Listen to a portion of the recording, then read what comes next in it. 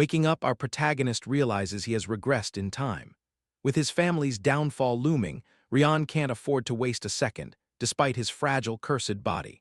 Ignoring the protests of his maid, Colin, and sword instructor, Alejandro, he demands a monster to fight. On the training grounds, armed with only a wooden sword, Rion faces a goblin. The servants watch, certain his fear will paralyze him. That would be true for the old Rion, but now he conquers his fear, shattering his wooden sword against the goblin. He then demands a real blade. The stunned swordmaster complies, and Rion slays the beast instantly, breaking the first stage of his curse. Fearless now, this is just the start. Next, he will unlock his mana, master the sword, and conquer necromancy. He will stop at nothing to avenge his family. But first, he must break the curse sealing his potential. While his dragon-blooded family are legendary prodigies, becoming archmages at 10 and swordmasters by 15, Rion was cursed by the demon lord Arkan, rendering him unable to wield mana or a sword. This tragic weakness is why, in his past life, he was utterly helpless. When his family vanished in the war, he couldn't protect them. Captured by the ruthless Lord Sans Parton, Rion was tortured daily for his family's secrets until he died in that dark dungeon. Yet, death wasn't the end. He awoke in the brutal world of infinite battles, surviving for a century and even challenging the legendary Golden Lord of Adian. Though he lost, a god granted him a final wish, allowing him to regress. Back in the present, Alejandro tells Colin they are witnessing the rise of their house's next leader. After the fight, Rion splashes water on his face, relieved the system helped weaken his curse. Yet his satisfaction is short-lived. The experience points he gained from a mere goblin are far too low. At this rate, he'd have to slay millions of goblins to level up. He must grow stronger before tragedy strikes House Sermon again. Fortunately, he now knows the curse can be broken. He cannot waste this second chance. Currently, his house is in chaos with his father and siblings missing for 2 years, leaving Rion to hold their fragile legacy together. With their enemies hesitating, Rion celebrates finding a path to power and prepares for his next step. Enter Sina, a masked beauty in red and the formidable leader of House Sermon's magic division. A powerful 7th-rank mage, she joins him for tea, smiling as she asks if he summoned her for magic training. Her true power remains a mystery to all. Setting her cup down, Sina warns him not to let one goblin hunt inflate his ego. Magic is a different beast entirely. She admits she never trained him because he lacked all talent. Rion smirks. The curse had blocked him from even sensing mana. But everything changed yesterday. With absolute confidence, he reveals that he can now feel the flow of mana. Stunned, Sina conjures a fiery dragon in the air to test him. She tells him to open his eyes and identify the shape. When Rion answers instantly and correctly, she is left speechless. It makes no sense how he awakened this ability overnight. To perceive her spell so clearly means his understanding of mana is already equal to, or perhaps even greater than, her own. Pacing in disbelief, she wonders how he progressed so fast. But Rion admits his sight is currently useless. He still can't utilize his family's magic techniques. He needs her to help him break this barrier. Sina is shocked. To bypass his inability to store mana, she would have to directly force her own magical energy into his body. She warns him the process could easily kill him. Rion jokingly replies that he's already weak enough to be defeated in one hit anyway. In truth, she is the only one he trusts. In his past life, Sina protected him to her very last breath. Entrusting his life to her once more, Sina prepares to initiate the sacred blue earth magic. This secret family technique is incredibly dangerous. Sina warns him to prepare for agonizing pain, where crying out won't save him. The only escape is to mentally command it to stop, but hearing of pain only triggers memories of the horrific torture he endured under Sans. Compared to that living hell, nothing in this world can scare him anymore. Calmly, he tells her not to hold back. As Sina unleashes her magic, the curse instantly triggers, draining the mana as fast as it enters. Yet, Rion manages it flawlessly. In the brief window the energy remains, he exploits a loophole, concentrating the volatile, exploding magic into a single point to bypass the curse. Sina watches in awe as none of the energy leaks. Though his veins feel ready to burst, Rion doesn't falter. He survived a century in Adian, becoming its strongest human mage. Every technique he mastered there remains etched in his soul. With a final surge, he absorbs the concentrated energy, prompting Sina to immediately halt the flow. Rion collapses in agony, yet this pain pales in comparison to Sans's horrific experiments. He vividly recalls a dark night when a masked, wounded savior slaughtered the doctors and dragged him to safety. When he finally woke, he discovered his savior was Alejandro, who tearfully apologized for not arriving sooner. Before those white-coated monsters ruined everything, Rion was just glad to see him after 3 long years. But their reunion was cut short when Parton guards rained arrows down. Reliving that nightmare, Rion wakes up in tears. He's glad his magic experiment worked, but annoyed by the bad dream. Steeling himself, he vows to use his new power to change their tragic fate. Though stronger now, he must hide his growth to keep the Partons in the dark. His new plan? Crush the Sermon family's enemies early before the Partons can strike. Later, Rion scratches his head and claims his magic cultivation failed. Sina and Alejandro freeze in utter confusion. After a tense silence, Rion decides he can't reveal the whole truth just yet. He hates lying to them, but the truth would only put them in danger. Flexing his hands, he claims he can't feel a single drop of mana. He invites Sina to check. She steps forward, channeling her magic detection spell through his hand. Shocked, she declares it's impossible, while Rion simply maintains a calm, reassuring smile. Pulling back, she confirms there's absolutely no mana left. Her voice trembles. She was sure she felt it yesterday. Frustrated, Sina leaves in tears. Once she's gone, Alejandro reminds Rion of his night training. Our hero nervously declines, making a weak excuse about being too exhausted and hungry to train, hoping Colin will back him up. That excuse drains the color from the commander's face. 2 months pass, and Rion still hasn't left his room. With the lord and brothers gone, the lady of the house is reaching her breaking point trying to manage everything. In the kitchen, the servants gossip. The butler sighs, noting it's been 3 months since Rion's last fight, and now he won't even speak to Alejandro. A maid mutters that Rion is a lost cause. Colin snaps, defending him, but her spirit dampens when they use his old nickname, the bad luck of the Sermon family. In the city, they call him useless trash. Hearing this, his loyal maid barks back, reminding the gossiping crowd that the young master is only 12 years old. But the butler warns her that expectations are everything for nobles. With staff quitting daily, even the butler plans to leave, asking Colin what she'll do. Meanwhile, Rion calmly enjoys a steak. He notices the food quality dropping, a sign that the household is crumbling. Instead of panicking, he wears a devilish smirk. Everything is going exactly according to plan. The old Rion would have panicked, but the new him is on a whole other level. He'll play weak to lower his enemy's guard, then strike without mercy. He remembers how the Sermon family's downfall began when his father and brothers vanished, cutting off their funding and leaving them vulnerable. The bustling training grounds are now empty, and former allies have abandoned them. Rion doesn't mind. The quiet lets him train in secret. Still, he wishes the family's decline would hurry up. Just then, Colin bursts in, shouting that the Knight Commander is waiting for him to train. Annoyed, Rion tries to skip, but Colin yanks his covers off. With absolute resolve, she carries him out bridal style, declaring she'll never abandon him. Rion just enjoys the free ride. At the training grounds, Alejandro scolds his terrible swordplay. Rion sighs, secretly touched that the old man still hasn't given up on him. He wants to repay that loyalty, but his secret training must remain hidden. He even uses a skill to disguise his physique. Suddenly, a system alert shows his stamina has increased. Excusing himself to the restroom, he runs off. Checking his status window, Rion smiles. His secret grind is finally paying off. He's close to level 20 and plans to unlock the ghost class, just like before. Suddenly, he spots Alejandro talking to Truno, the family's general manager. Truno apologizes and hands Rion a scroll. Rion senses something is different this time, though the main events remain unchanged. The letter is an invitation to Prince Kyle's birthday party. Rion smirks. The final piece of his plan is set. Soon, he's on his way, half asleep after Colin spent all night dressing him up. She wanted to come along, but retainers aren't allowed.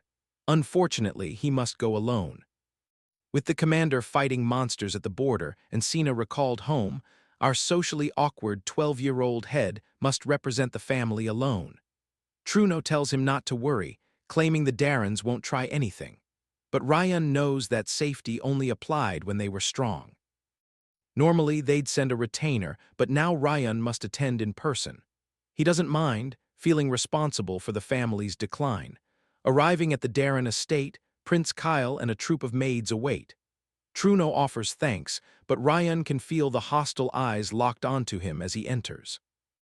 Hearing wild rumors about the Sermon family's downfall, our prince just smirks. It's all part of his plan. He plays the fool, greeting the snobbish nobles with a weak, disrespectful hello, making everyone facepalm. Later, his escorts are baffled that he hasn't left his room in 5 days, completely ignoring the chance to build relations before the party. But the captain tells him to keep expectations low, recalling Ryan's disastrous reception. He can't believe the kid is hiding when there's gourmet food and beautiful noble ladies outside.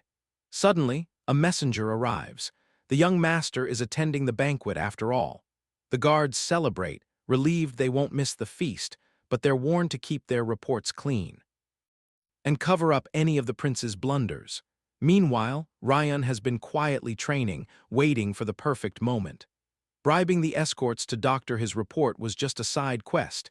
His real target is elsewhere. After all, today is the day his ultimate nemesis arrives at the Darren estate. The room falls dead silent the moment Lord Sands enters. Everyone avoids eye contact, including Truno, but Sands walks straight up to him. Forced to play nice, Truno showers him with flattery, but Sands cuts to the chase. He demands to meet the mighty Rion Sermon. When Truno plays dumb, Sands is more than happy to spell it out. Calling Rion the Sermon family's biggest disgrace, Truno is shaken. He knows Sands is a pressured prodigy, but trash-talking the Sermons in Darren territory is incredibly bold. Suddenly, Sands backtracks, claiming he's actually here to debunk those nasty rumors. Truno doesn't buy it for a second, knowing Sands is the biggest scumbag on the continent. Rumor has it Sands was drinking at age 7 and even killed a subject. Just then, our boy makes a grand entrance. Sands is thrilled, while Truno nearly has a panic attack. Ryan's aura is so radiant that everyone instantly questions the bad rumors about him.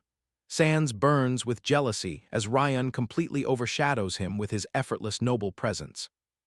Rion walks up to Sands, mentioning he's heard a lot about him from his brother Lars.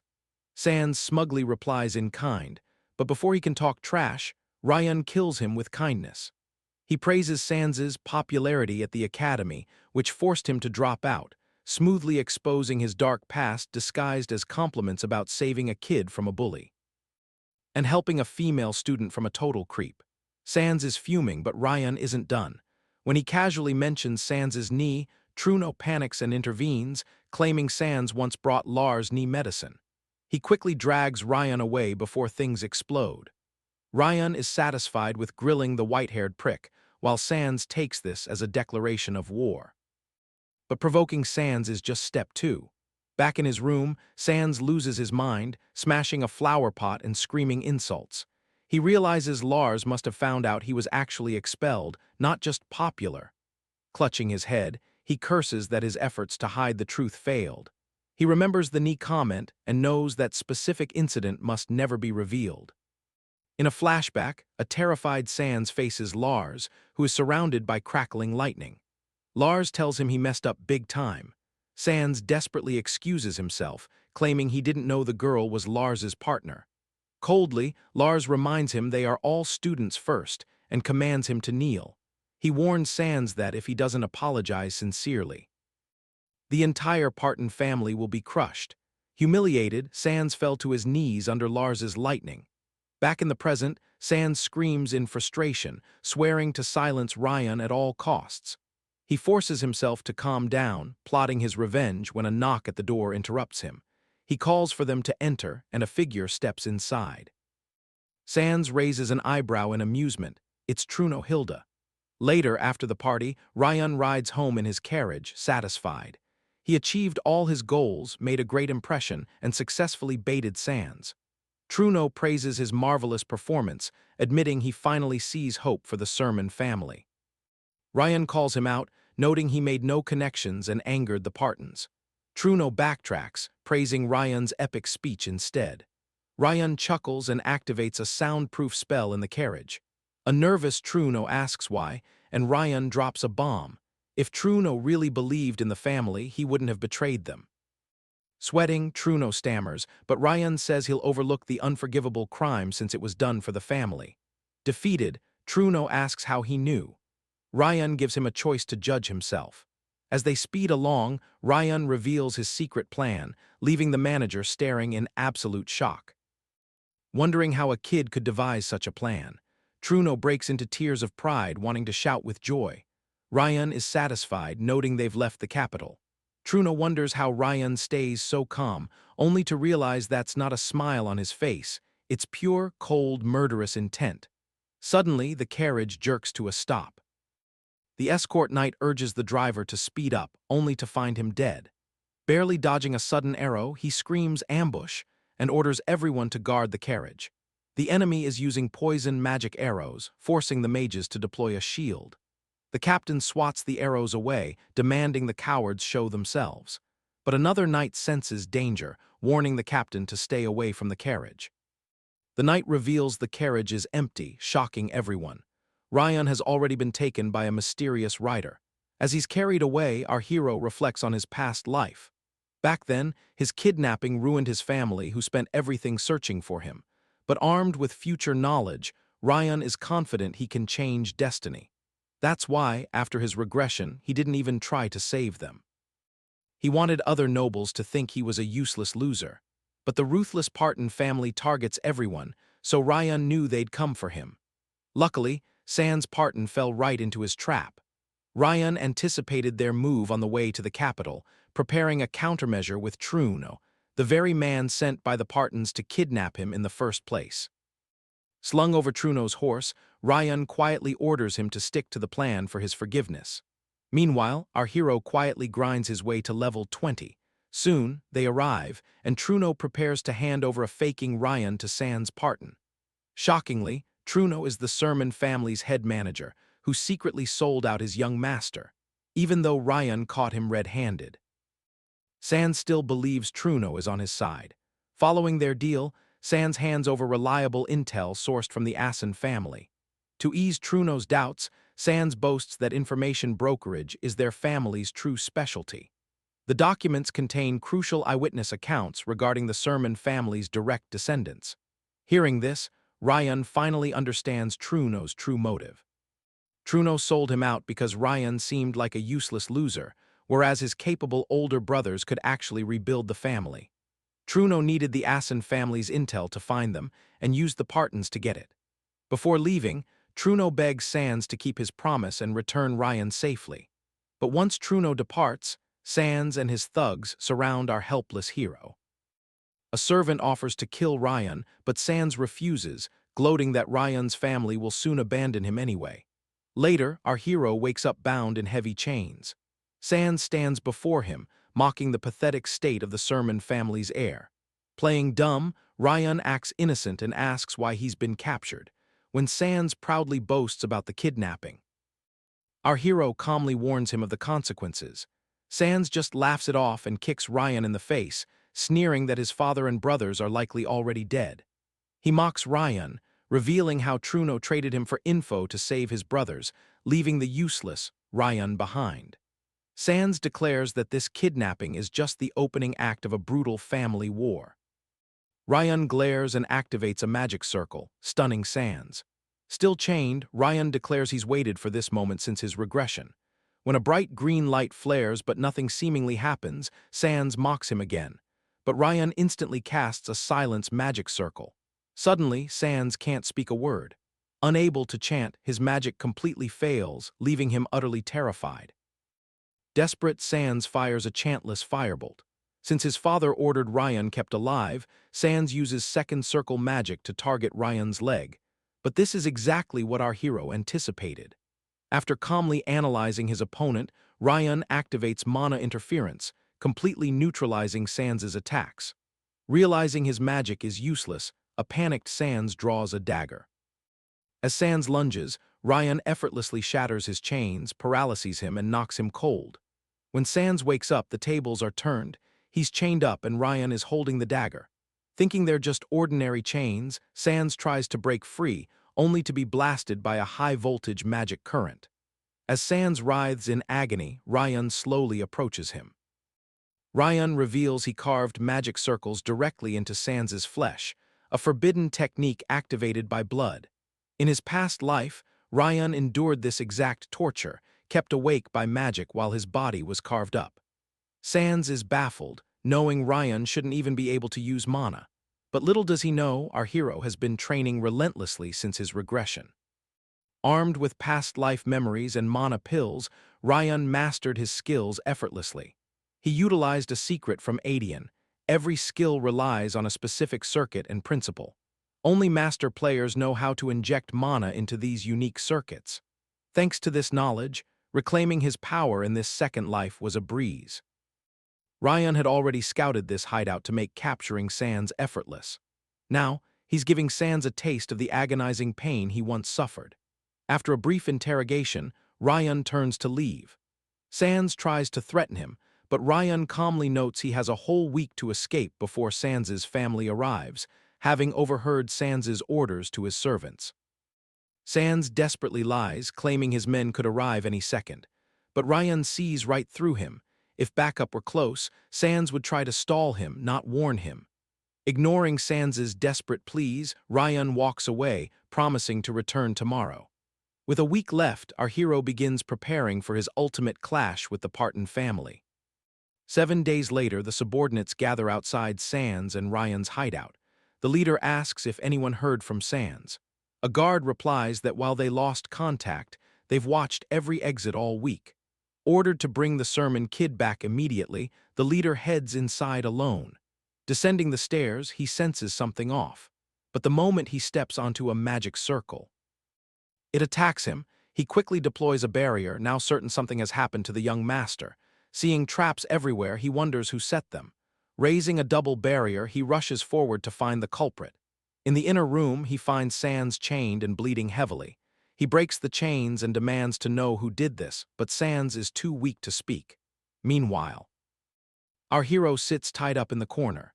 Sans begs for a healing potion, but the leader insists they escape first, wary of the traps and the unknown enemy. He wonders why the culprit left Rion behind. There must be another motive.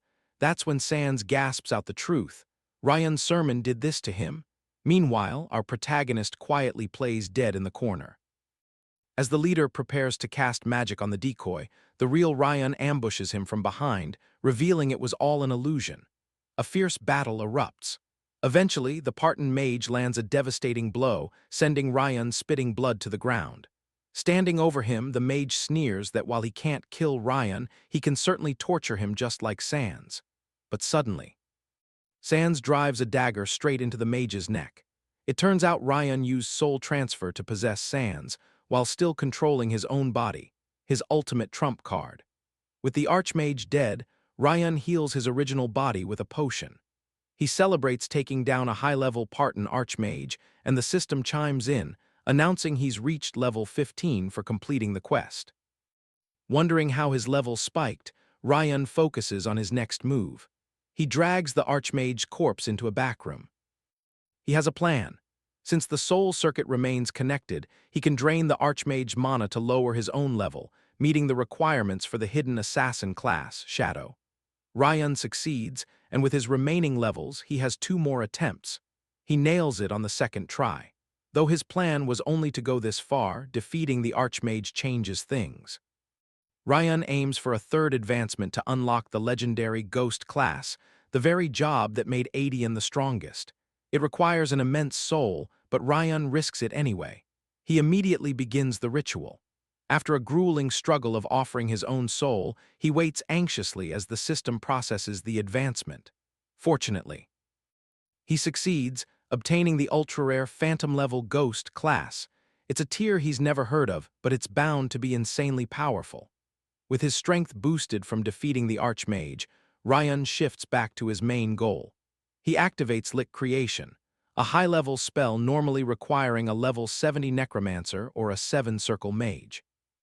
The Lick Creation fails, triggering a special undead summon instead. A mysterious humanoid creature appears and the system prompts Rion to name it. Suddenly, a massive explosion rocks the building, putting the guards outside on high alert.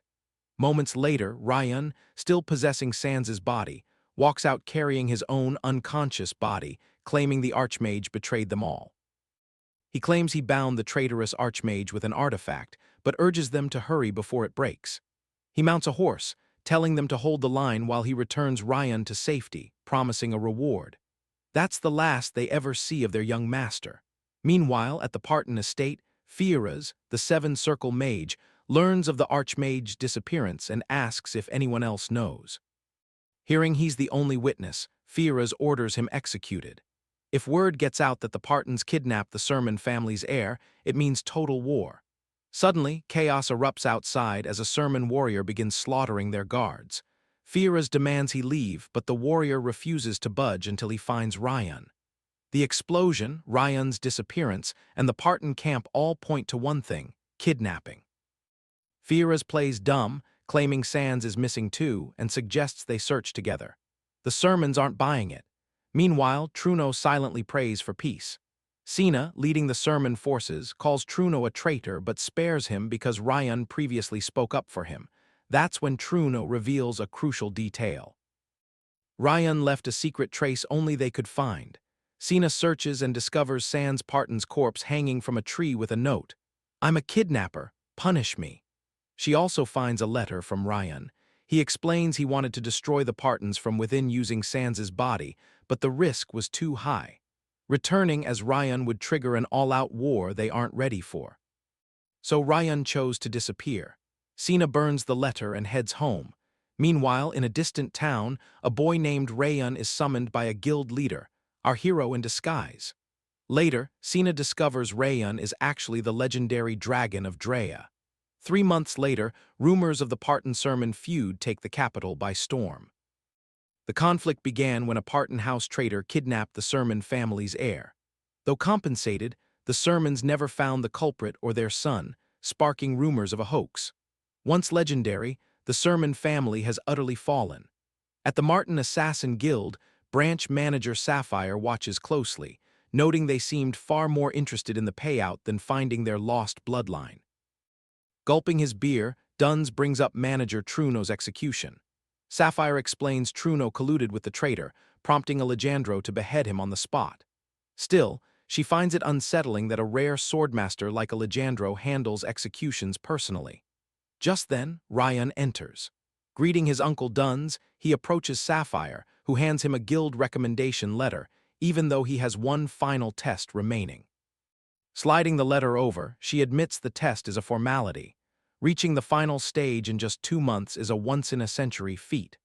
Rion plays humble, but she sees right through it, though he's improved since he first arrived. 2 months ago, this mysterious kid slammed a fortune onto their table, demanding a very peculiar assassination. For a guild that takes any job for the right price, his massive payment made him an instant VIP. But Sapphire insists it wasn't just the gold. Her gut told her he was special. Dressed as a beggar but carrying a fortune, Rion's target was himself. Now, as Rion leaves with his letter, a masked man named Carl questions if she recruited him purely on instinct. Sapphire counters that Rion mastered a decade's worth of training in a single month. Carl's investigation reveals Rion was raised by a mysterious master who vanished, and he joined the guild to find him. Given his bizarre self-assassination request, they vetted him thoroughly.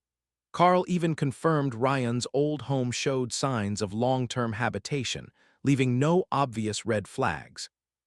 Still, Sapphire suspects Rion might be the missing Sermon heir, as their timelines align perfectly. Carl dismisses this. The Sermon heir had 0 mana, no talent, and pathetic stamina. It's impossible. When Carl tries to dig deeper, Sapphire cuts him off, telling him to stop playing detective and focus on finding Rion's mysterious master instead. Eavesdropping via necromancy, Rion respects Sapphire's sharp instincts. Checking his status window, he sees his lost levels have returned. His investment in body domination paid off. It altered his looks and completely masks his mana, even fooling high-level assassins.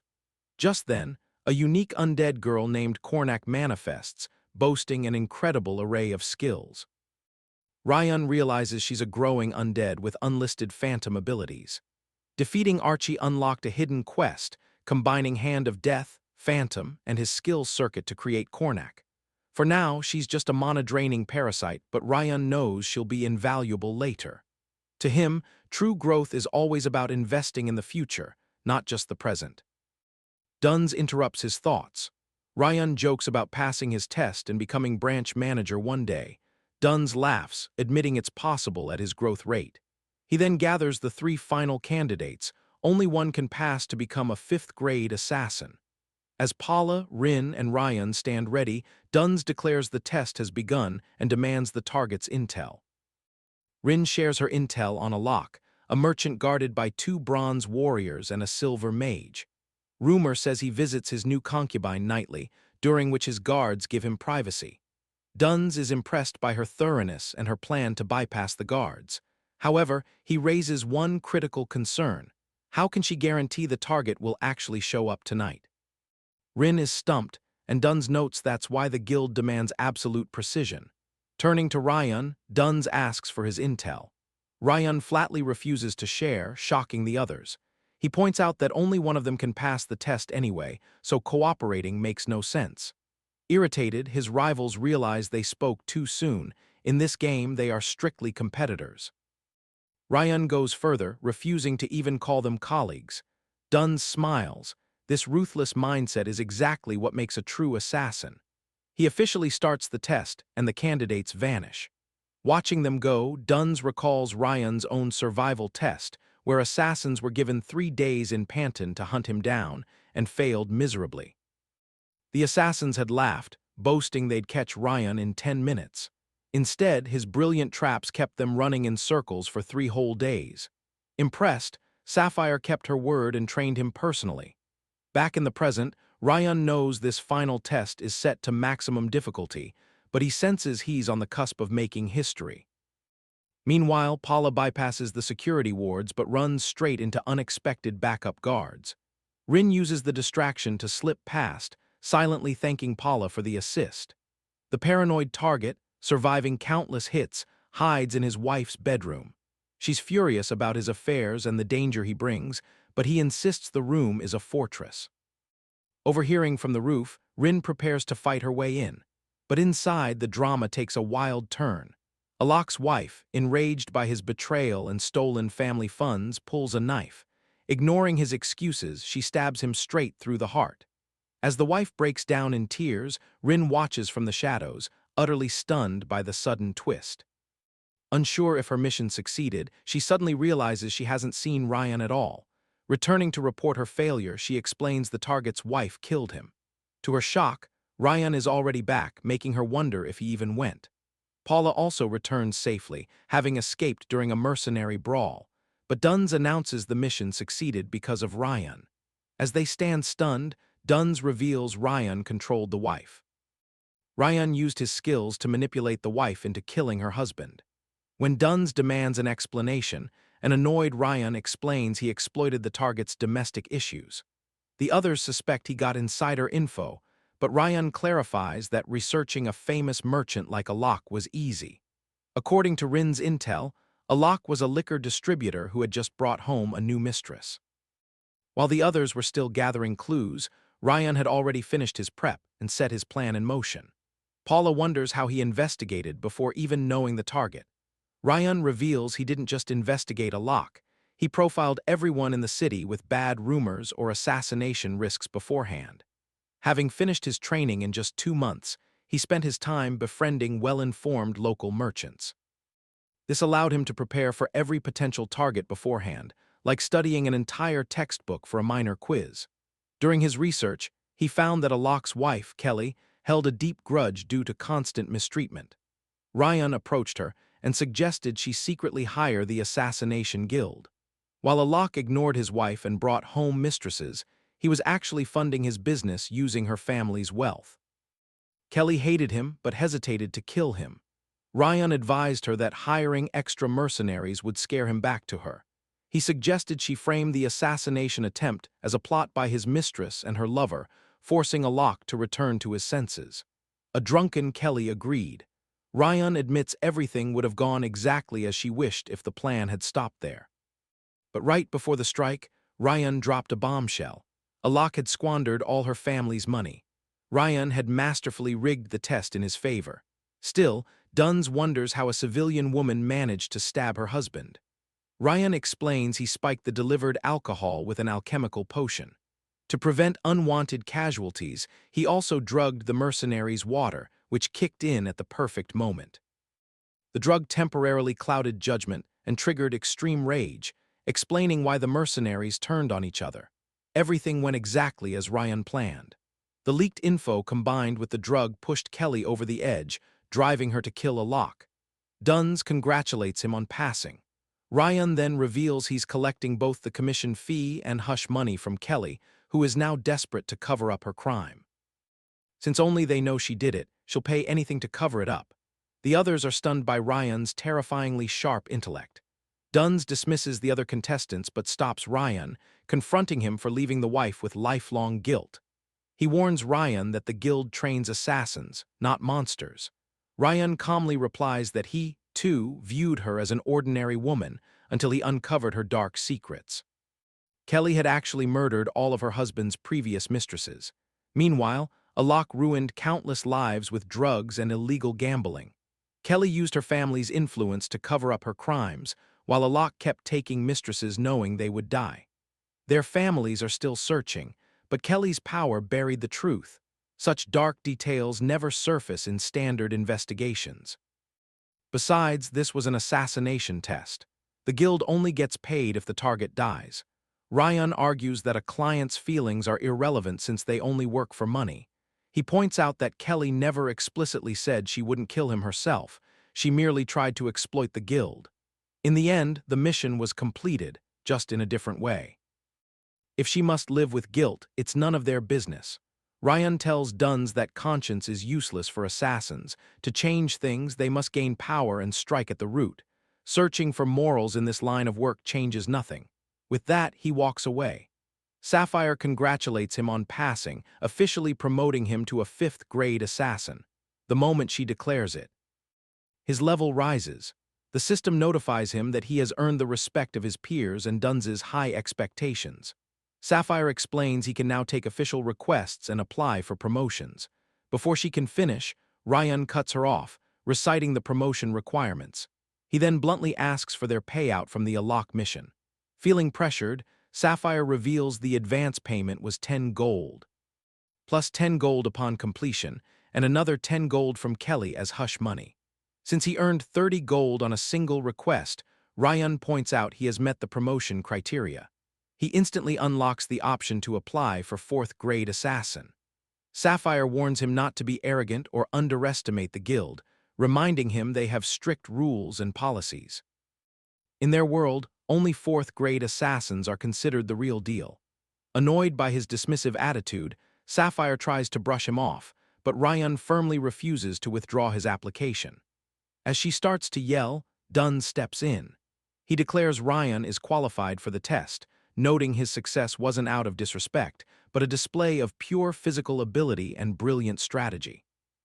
He relied on raw physical capability and brilliant tactical execution. Duns adds that this test is the perfect chance to gauge Rion's true limits or teach him a lesson he won't forget. Recalling his trap-heavy tag game, Sapphire finally agrees, warning him that this test is life or death. Rion accepts without hesitation. Later that night, they gather with Duns. Duns tells Rion the next test is in a month or two, offering to train him in the meantime. Rion politely declines, wanting to rest. He explains he'll be away for a bit, but promises to return before the exam, checking in at the Martin branch for updates. They drink the night away. Rion knows this is his last taste of freedom before becoming a 4th-rank assassin. Once he's ranked, non-stop missions will leave him no time to even nap. So Rion heads out early, arriving at the Dark Zone, the land of the dead. There, a noble and his knights spot him. Rion plays weak, claiming his leg is broken and begging for a ride to the village. The arrogant noble scoffs, saying he'd kill him if he weren't in such a hurry. But Rion sees right through the lie. As he begs for a ride, a voice from inside the carriage orders Kennel to let him in. Kennel refuses, putting Rion on his horse instead. Kennel warns him he's only alive thanks to the young lady inside. Rion secretly smiles. This wasn't luck, but a calculated move. The girl is Saintine Rose, a true heir of the fallen Rose family. Rion had planned this route, knowing the exiled Rose family would pass this way. After their sudden collapse, Saintine was forced into exile, escorted not by true knights, but by mere private soldiers granted cheap titles. According to Rion's investigation, the tragedy of the Rose family's downfall is deeply tied to the influential Sermon family, who pulled the strings from the shadows. Overhearing the guards, Rion learns a shocking rumor. The Sermon family allegedly assassinated the Rose patriarch to cover up illicit dealings. During a brief rest stop, Rion pieces the puzzle together. The conflict stems from a bitter rivalry between the Sermon family of the Darin kingdom and the Parton family of Feinstre. The Rose family's eldest son had allied with the rival nation, sparking this deadly chain of events. After the eldest son died in the Dark Zone, the Sermon family showered the Roses with aid. This sparked jealousy in a rival family, who exploited the situation to assassinate the Rose patriarch. Rumors then spread that the Roses were Sermon's secret agents, and that Sermon killed the patriarch to silence him. It was a perfect, deadly frame-up that ruined the family overnight. Though the Roses blamed the Parton family, the truth was buried as they were stripped of power and exiled. Now, only a few loyalists remain with Lady Saintine. At camp, while the lady sleeps, Kennel tells the guards that the Parton and Ani families are the real villains behind their ruin. Rion listens quietly from the side, absorbing every detail of this complex web of betrayal. As the guards cheer for Sermon, Rion quietly sips his soup. A guard asks if he's bored by the politics, but Rion calmly points out how reckless it is to discuss secrets in front of a stranger during an exile. The guards laugh it off, admitting that Lady Rose and Kennel are too inexperienced to realize the danger they're in, especially with the ruthless Ani family on their tail. Rion knows the Ani family head is a paranoid, vile man who is heavily guarded. Rion even rejected hits on him due to the high risk. If someone that cautious is hunting Lady Rose, camping in the open is absolute suicide. Just as Rion realizes the sheer danger they are in, something shifts in the dark woods nearby. Spotting a shadow leaping through the trees, Rion realizes they are being followed. To avoid raising alarms, he slips away and quietly sets up traps to delay the pursuers. He returns to camp covered in dirt, leaving the guards utterly confused. They have no clue he just bought them precious time. Armed with new intel, Rion prepares for the next move. Rion rests and prepares to leave at dawn. The next morning, they reach Dassam village. Kennel asks what a kid is doing so close to the dangerous Dark Zone. Rion lies, claiming he's a merchant trading monster parts. As he prepares to leave, Kennel stops him and hands him a high-grade healing potion sent directly from Lady Rose. Surprised, Rion accepts the gift. After the caravan leaves, he drinks the potion, only for a squad of riders to thunder past. It's the pursuit party, led by Gyuruda Ani, the second son of the Ani family. They ignore Rion entirely. Rion is impressed they bypassed his trap so quickly, but as he looks at the empty potion bottle, he realizes its true value. The potion is incredibly rare and expensive. Why would an exiled lady give away such a treasure? Rion knows Gyuruda will catch them soon. It's none of his business, but he hates owing favors. With a sigh, he activates his magic circle and summons Kornak, giving the beast its first order. Meanwhile, the Rose caravan continues its quiet, tense journey. Suddenly, Kennel senses approaching Mana and sounds the alarm. He orders the caravan to speed up and tells the guards to secure Lady Rose if they are caught. With the border in sight, Kennel makes a desperate choice. He turns his horse back to face the pursuers alone, determined to buy time against elite knights he knows he cannot defeat. The Ani pursuit party reaches the pass, amused to find a single knight blocking them. Kennel demands they turn back, but freezes when Gyuruta Ani unmasks himself. Confident and ruthless, Gyuruta orders his men to slaughter everyone except Lady Saintine before they reach the border. As the mercenaries charge, Kennel braces himself for a hopeless, desperate clash. Kennel is blasted by a mage and falls, badly hurt. To his shock, Garuda brings out his own knight, Saizo, Kennel's former captain, bought off with gold. Saizo quickly disarms Kennel and pressures him to betray the Rose family. Kennel refuses, choosing death instead. Hearing this, Garuda orders the kill. But as Saizo strikes, a green flame hits his back. Kornak has arrived. She unleashes a barrage, vaporizing Saizo instantly, though Garuda's maid shields him. Meanwhile, near the border, the Rose carriage is destroyed. Only 2 knights remain to defend Lady Rose, while 2 mocking Ani mercenaries easily overwhelm them. Desperate, Lady Rose steps out. Calmly, she orders her men to disarm and holds a knife to her own throat. She demands they spare her men, threatening suicide, which would ruin their employer's plans. But the mercenary sneers, saying she's worthless until she reaches Darren. In the next instant, a mercenary teleports behind her, disarms her, and prepares to strike. A Rose Knight tries to intervene, but Rion flashes in, kicking the mercenary right in the face. The other mercenary is stunned, especially when Rion reveals he's a Martin assassin hired for just soup and a potion. Realizing her chance, Lady Rose quickly offers 30 gold to eliminate everyone. But Rion demands 30 gold just for the first guy, pointing out the remaining Ani heir, commander, and mage. Knowing her exile mission and house will fail if she hesitates, a desperate Lady Rose agrees to his terms. Rion gladly accepts. With that, he leaps forward, charging the hesitant mercenary. With a single, decisive swing, Rion takes him down, proving his lethal skill. This marks Rion's first official contract for Martin, and the price is everything. But as Rion savors the moment, the fallen mercenary rises with a manic laugh, claiming they won't go down so easily. Before Rion can turn, the mercenary swings mid-attack, but Rion easily dodges. Realizing they can't underestimate him, both mercenaries launch a synchronized, position-switching assault.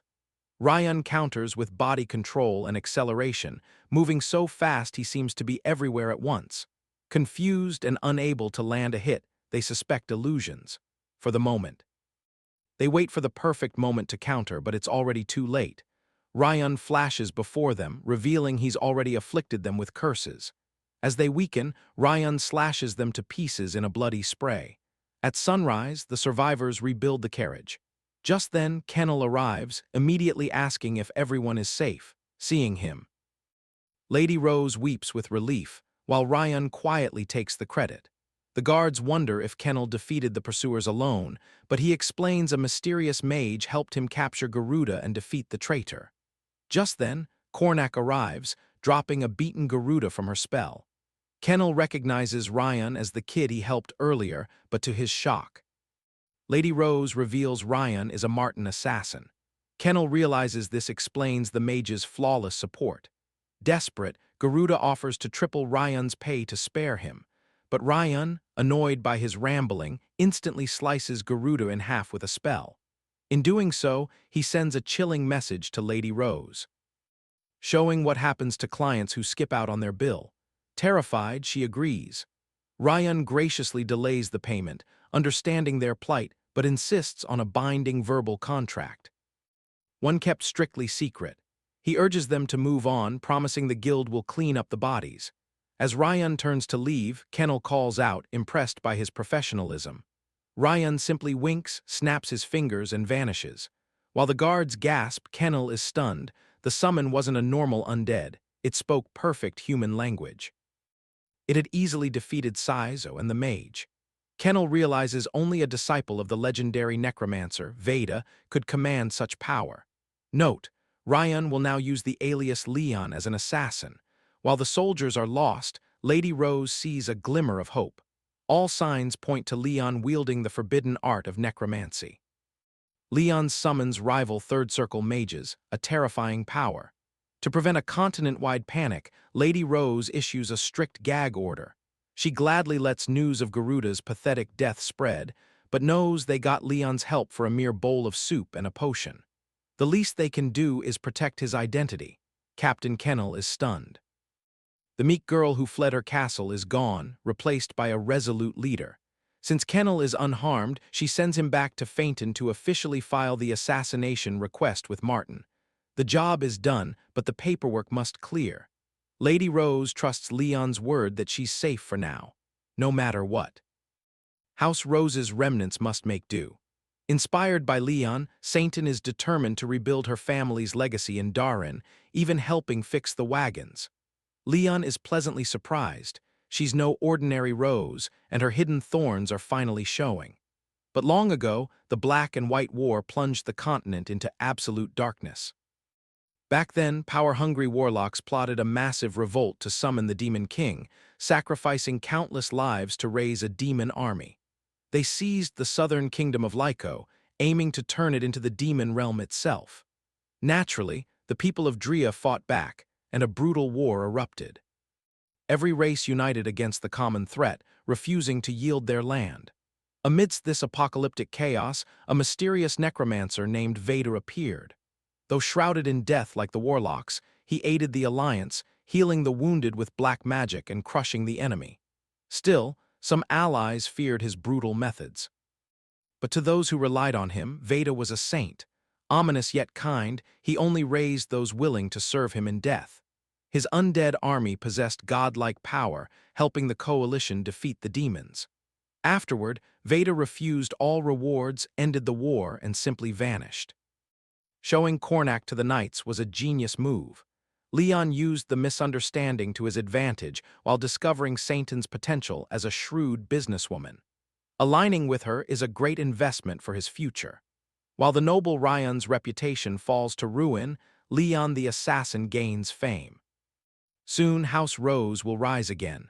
Leaving the caravan, Leon travels toward a gaping abyss, the entrance to the dark zone. It's time to conquer 12 floors of pure madness.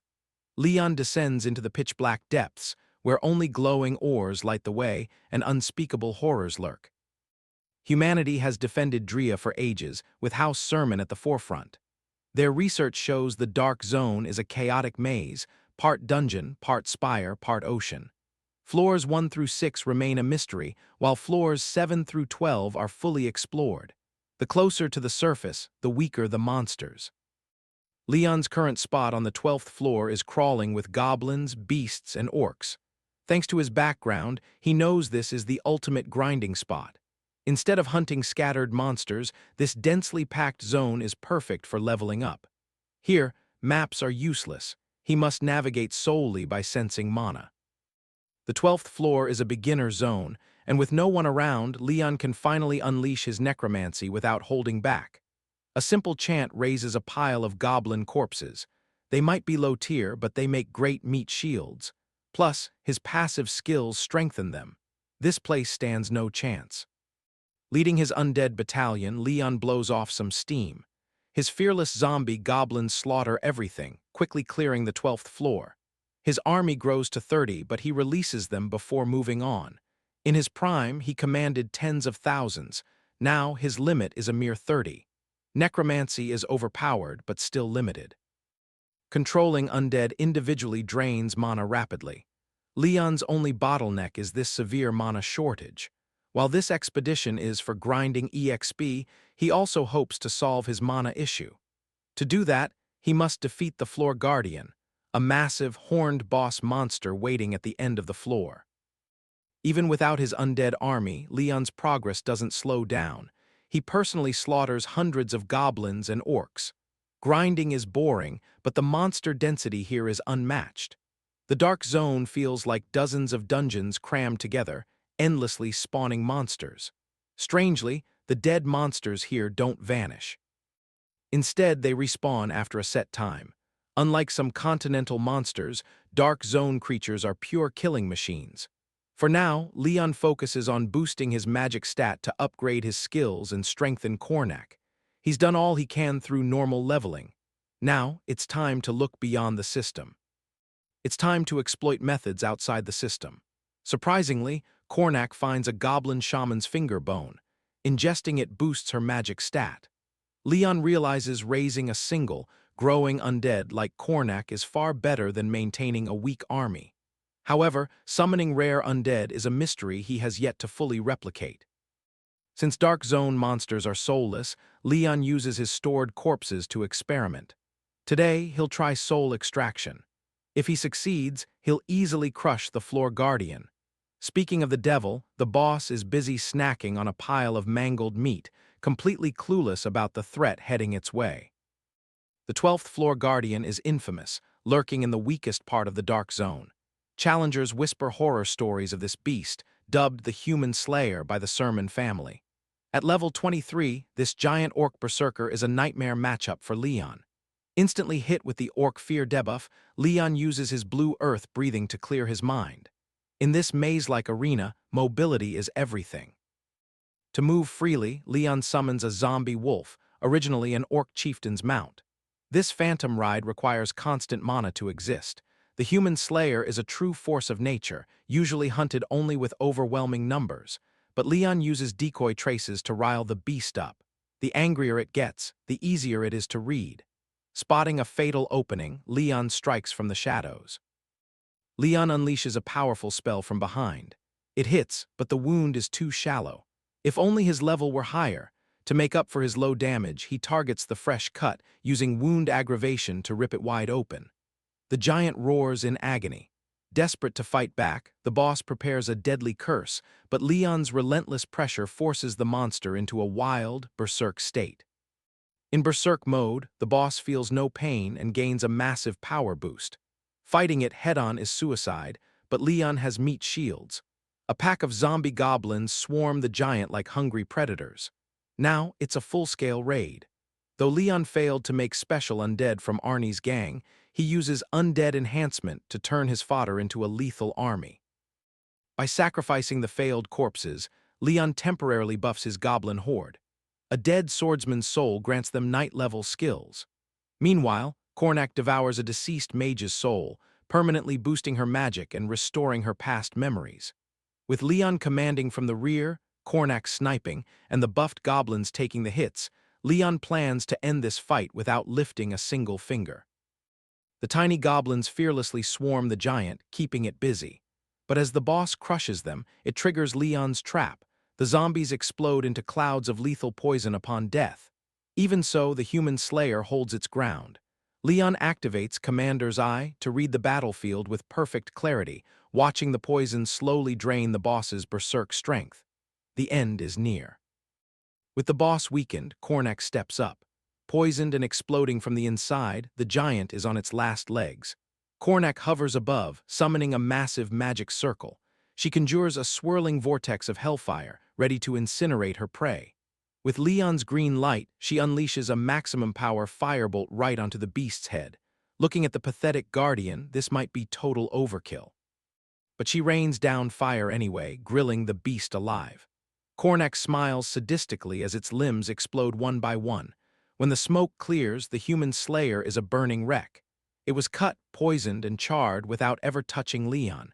Yet the stubborn boss still clings to life, proving why it's a Floor Guardian. Seeing no more need for shields, Leon dismisses his goblins.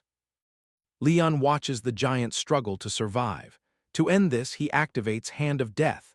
Thanks to his training, the skill has ranked up, unlocking a high-tier necromancer ability early. Vicious Life Drain. A skill that steals health and mana while dealing damage is absolutely broken at his level. Of course, to keep things fair, the system has to step in. The system caps his absorption based on his level, but the endless debuffs finally bring the giant down. The hunt is a success. Leon levels up and gets a prompt to use soul extraction on the boss. With a 57% success rate, it's a gamble.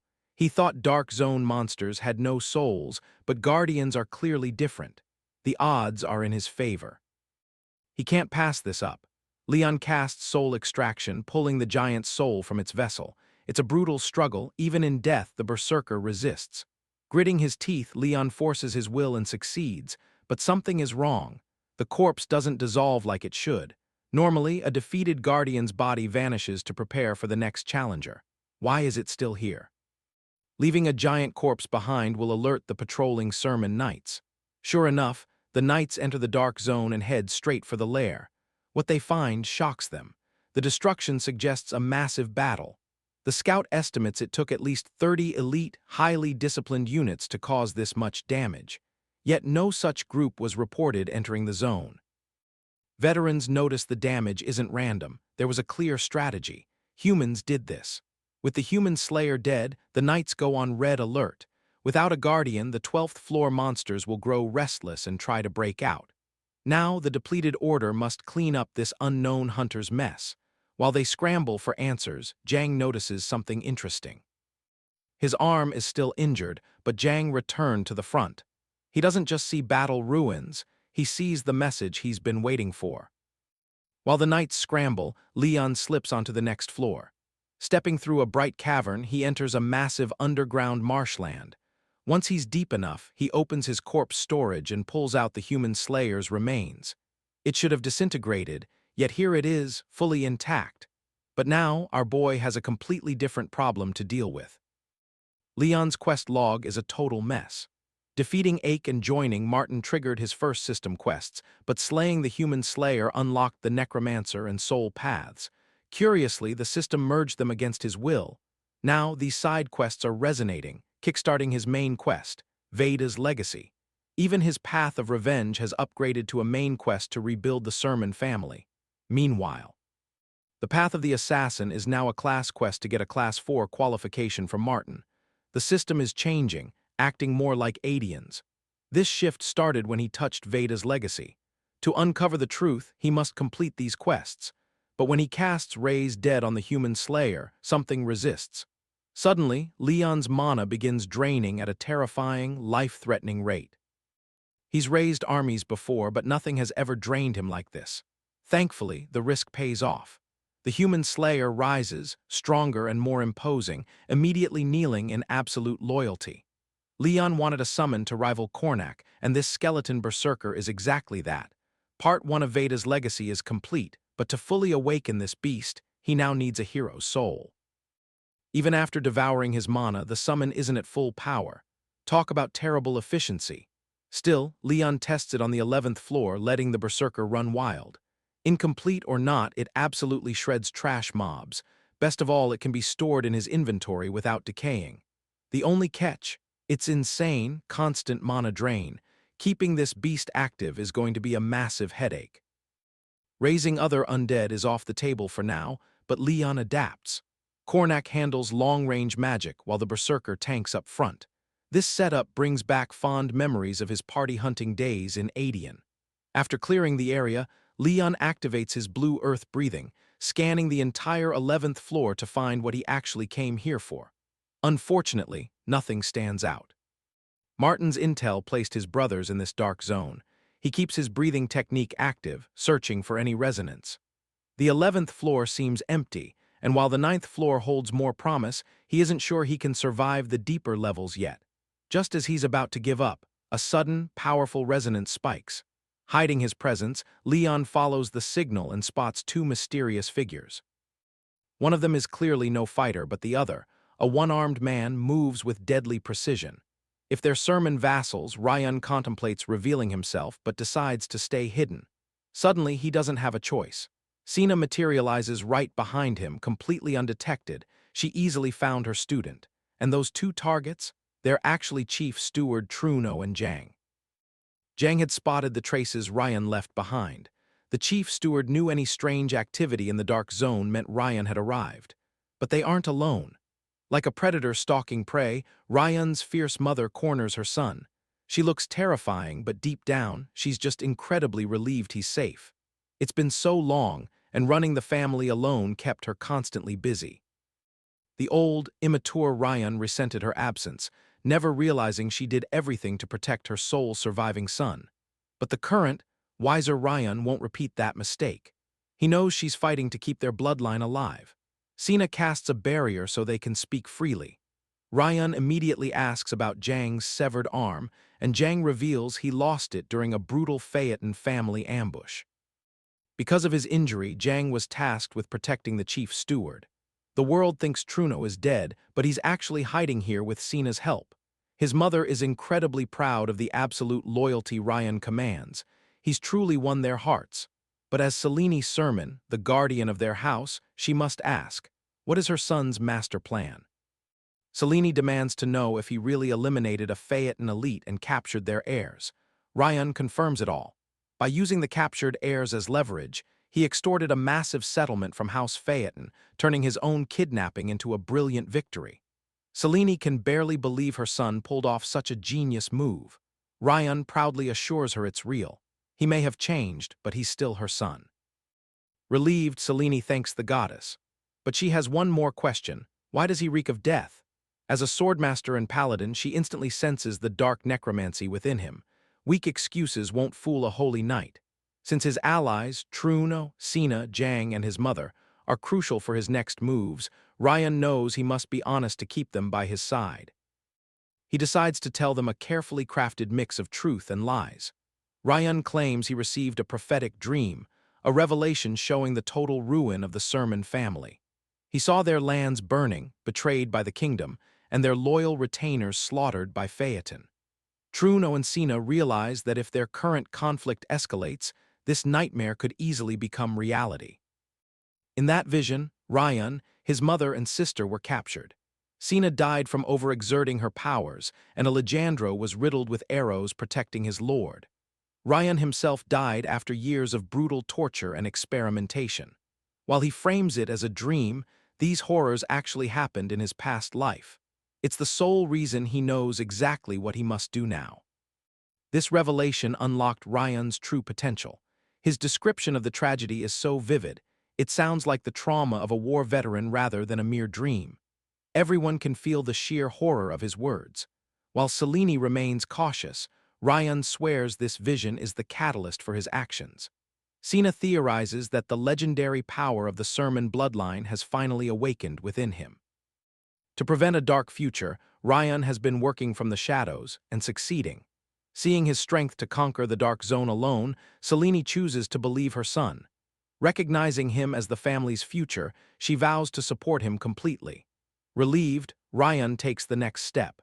He boldly suggests that House Sermon relinquish its status as one of the great families. Naturally, the clan resists. Chief Steward Truno opposes this demotion, which would strip them of their absolute authority. Rion knows the risks. Once lost, regaining their status is impossible. Great families stand above nations, holding the power to decide humanity's fate during global crises. Giving that up seems like madness. They are the only ones qualified to deal with other dimensions. Yet, Rion urges them to discard this power before the Phaeton family declares war. Those vultures are just waiting to strike. If war breaks out, even kingdoms cannot intervene. Rion warns his people to realistically consider their chances of survival. But by stepping down, they can hide under the kingdom's protection. This isn't a surrender, it's a strategic retreat to lure their enemies into a trap. Selene must make the call soon. Rion also suggests bringing his sister, Maria, back to the territory. Despite the chaos, she is their mother's ultimate hope. Only Maria can meet Selene's high expectations, and chaos will force her to grow. Surprisingly, Selene agrees to the risky plan, wishing she had done this sooner. But as she listens to her son, she realizes she may no longer be fit to lead. Just as Rion thinks they are aligned, she suddenly draws her sword. She is a mother, but also a matriarch. To test if he is ready for this burden, she demands he withstand one of her attacks. Surviving a strike from a legendary holy knight seems impossible, but Rion understands. With his father and brothers unofficially dead, he is the sole heir who must prove his worth. She intends to pass the leadership to him right now. If he survives, she will handle the elders. This challenge triggers a new quest, Selene's recognition. Selene raises her holy blade. Rion discards his cape and readies his dual daggers. His mother was once called the Silver Dragon, a true monster in combat. She cannot use mana and holy power at once. Rion must read her choice to survive. He senses her energy and sees the blade's trajectory, but she is blindingly fast. To onlookers, it seems Rion is sliced cleanly in half without even reacting. Selene truly did not hold back. She didn't hold back even against her own son. Yet Rion didn't dodge. As she pulls back her blade, his body turns translucent. He phased through her mana attack using etherealization, a ghost skill he mastered over a century. Still, his timing wasn't perfect, leaving him with deep wounds. His current body isn't used to the skill yet. Guilt-ridden, Selene cradles her bleeding son and heals him. Rion is just glad to have her support, promising to cherish the scar as a symbol of her love. With her recognition, his quest is complete, rewarding him with EXP. He also levels up his skills. As the barrier drops, Rion hands over his master plan for the family's future. They urge him to stay, guilt-tripping him for leaving his allies without a word. While keeping Alejandro in the dark is best for his growth, Rion plans to visit Colin soon. The old commander won't hold a grudge anyway. Bidding farewell, Rion leaves the dark zone for the Darin kingdom. At the intelligence branch, he receives a letter regarding his fourth-class promotion exam. The system immediately registers it as a new quest with a straightforward objective. His target, Goma, a mage in Kaled. Goma created a dungeon there, and villagers, mercenaries, and adventurers have been vanishing ever since. With the local lord ignoring the crisis, the desperate villagers turn to the guild. Rion's mission is clear: conquer the dungeon and assassinate Goma. Arriving in Kaled, Rion finds a desolate land gripped by fear. The suspicious villagers shun him, except for an old woman who warns him to flee. She speaks of a fog of death and how people of all ages have been vanishing without a trace. The disappearances lead to the mountain where the sorcerer resides. While the old woman begs him to leave, her daughter suddenly appears, insisting everything is fine. She directs Rion to the local inn, clearly wanting him to stay for some suspicious reason. Martin's intel warned of a dark scheme. Outsiders were being lured here as sacrifices to spare the locals. Knowing this, Rion headed to the inn, deciding against hunting Goma blindly. He never operated without full information. Besides, he had a contact to meet, who had already spotted him. Inside, he questioned the innkeeper about old Lady Sarman, according to her. Sarman was a grieving mother who recently lost both her sons. The innkeeper added that travelers were vanishing, so he needed to be careful. The Lord's soldiers found nothing, but the locals had pooled their funds to hire real experts, the Martin Assassin Guild. It cost a fortune, draining even the innkeeper's savings. Despite losing business, she warned Rion to leave the village quickly. Suddenly, a group of elite mercenaries entered the quiet inn. They weren't cheap amateurs, they even had a red-haired mage. Their eccentric leader demanded food while the others complained about the long journey. According to Bayak, their client was meeting them here. Rion noticed their silver badges, a sign of real competence. Just then, a mysterious young lady entered. Cloaked in dark fabric, she bypassed the mercenaries, sizing them up before sitting right next to Rion. Removing her hood, the pink-haired girl introduced herself as Lavina. She knew his assassin alias, Leon. This had to be the assistant Sapphire sent for the dungeon raid. Rion was annoyed. Martin had sent a mere guide rather than a fellow killer. Calling him Leon in public was incredibly reckless, but she was too starstruck to care. She babbled about how the entire branch was gossiping about him, effectively blowing his cover. Rion glared, forcing her to shut up. Meanwhile, at the other table, Bayak grew impatient. He had abandoned a lucrative troll hunt for this backwater gig, expecting a massive payoff. They hoped this dungeon would make their group, the Steel Shield, famous. Overhearing them, Lavina whispered that these rookies had no idea how terrifying dungeons actually were. They lacked scouts or trapped disarmers, relying entirely on brute force. Worse, they were putting all their faith in a single mage. They treated her like a silver bullet, which is why Lavina only respected pros like Leon. Just then, their client arrived, old Lady Sarman.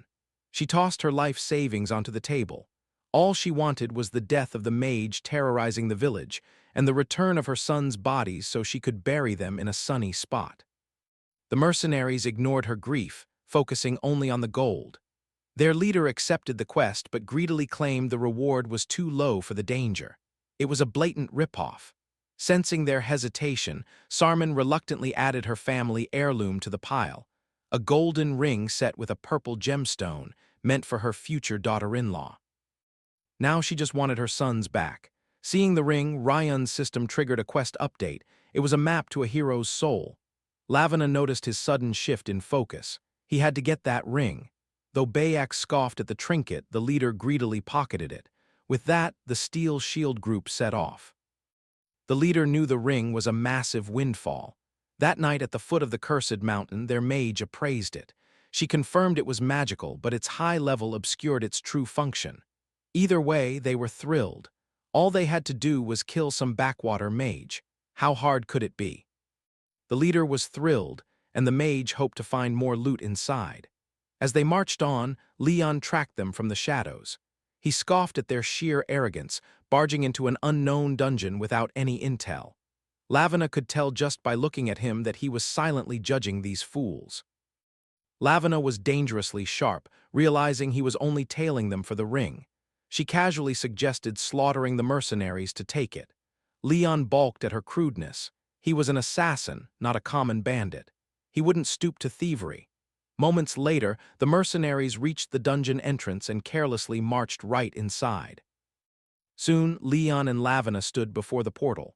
Thanks to a noise suppression ring, she could chatter without giving away their position. She was thrilled to assist such a rising star. The entire guild was buzzing about his assassination of Garuda, a high-paying contract commissioned by the fallen Rose family. Lavina heard the job paid a staggering 100 gold, but Leon had donated his entire share back to the guild. It was a massive financial loss, but Leon knew Lady Rose wouldn't spend so foolishly.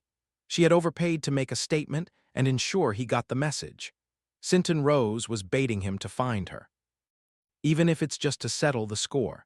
Lavina kept hyping him up until Leon shut her up. His distaste for those useless mercenaries was obvious. Come to think of it, this promotion exam quest led him straight to a hero's soul map. It all lined up too perfectly to be a coincidence. Following the rookies wasn't the plan, but with that ring involved, the difficulty just spiked. The system was finally restoring his old Edian interface. But system aside, something sinister lurked here. Soon after the mercenaries entered, blood-curdling screams echoed outside, followed by clashing steel and a fiery explosion, likely the mage's doing. After a brief, chaotic struggle, everything went dead silent. Just 30 minutes had passed since those clueless scammers stepped inside. A silver rank party wiped out in 30 minutes meant something lethal was inside. Still, Leon was determined to enter. Going in now meant the triggered traps wouldn't have time to reset, letting them study the mechanisms and prepare countermeasures. Stepping into the darkness, Leon summoned a ball of light to guide their way. A few steps in, he signaled Lavina to stop. Physical traps take time to reset, but magical ones are trickier. Thanks to his Azure Earth alchemy, Leon detected hidden magic circles on the floor. It was an illusion trap. The test had begun before they even entered. Meanwhile, 20 minutes ago, the ignorant Steel Shield mercenaries had already blundered, and Bayak was fighting for his life. His opponent was his own leader, who fought like a maniac and targeted their mage first. Leon avoided this illusion trap through sheer caution. The spell only distorts vision without causing physical damage, making it incredibly stealthy. While a skilled mage could dispel it, victims usually attack their own allies first. Most parties only prepare for physical traps, often ignoring rare magic traps. High-level parties use detect trap, but these rookies were doomed. When the Steel Shield mercenaries triggered the trap, their mage yelled to stop, but it was too late. The illusion easily seized the frontliners' weak minds. Bayak tried to calm his boss, but the leader was completely lost to the spell, and the other fighter was afflicted too. Seeing his boss as a monster, they hacked at each other, ignoring defense. The mage tried to buy time to analyze the trap by using a small explosion to snap them out of it, but Bayak couldn't protect her while she chanted. A humanoid creature ambushed her, slashing her open. Her magic went wild, unleashing an uncontrollable, fiery explosion. Weakened and self-destructing, they became easy prey for the lurking monsters. But looking at the fresh, bloody drag marks, Leon realized they weren't dead yet. Their souls hadn't departed. Something had dragged them deeper, specifically targeting the mage. Leaving a mage's corpse behind would have tipped off other raid teams about the magical traps. Leon noticed the footprints weren't quite human. According to Martin's intel, Goma didn't hide in this dungeon immediately. Originally, These artificial dungeons were just for research or unethical experiments. Goma built his at Kaled's mountain and lived peacefully with the villagers. But when local men started vanishing, he became the prime suspect and fled underground. Never to be seen again. A hidden mage, a dungeon, and missing men, there had to be a connection. If Goma used monsters to kidnap grown men, they'd need to be orc-level, which would leave obvious tracks. Since there were none, the kidnapper is likely human. Goma must have an accomplice who moves freely within the village. Someone who could abduct men quietly and smuggle them out alive. Pinning the blame on Goma lured more victims inside to search for them, meeting the same grim fate as the steel shields. It's just a theory, but it's all Leon has. Why target only men? To get a clearer picture of the situation. He summoned an army of apparitions for a thorough soul search. This phantom skill mapped out the deep, complex dungeon in his mind, pinpointing the mastermind's likely hideout. Surprisingly, only basic traps lay ahead. Goma probably thought his illusion magic was enough to stop anyone. Now, it was finally time for Levina to shine. This mission's danger far exceeded a grade 4. Leon warned her of the high risk of death, offering to face Goma alone while she retreated. But Leon couldn't abandon his exam, too much was at stake. Despite the warning, Levina refused to leave. She wasn't an assassin, but as a Martin member, she wouldn't disgrace her guild. She was an odd support staff member, fiercely loyal and perhaps hiding her own motives. Leon couldn't read her, but promised to protect her as they navigated the dungeon.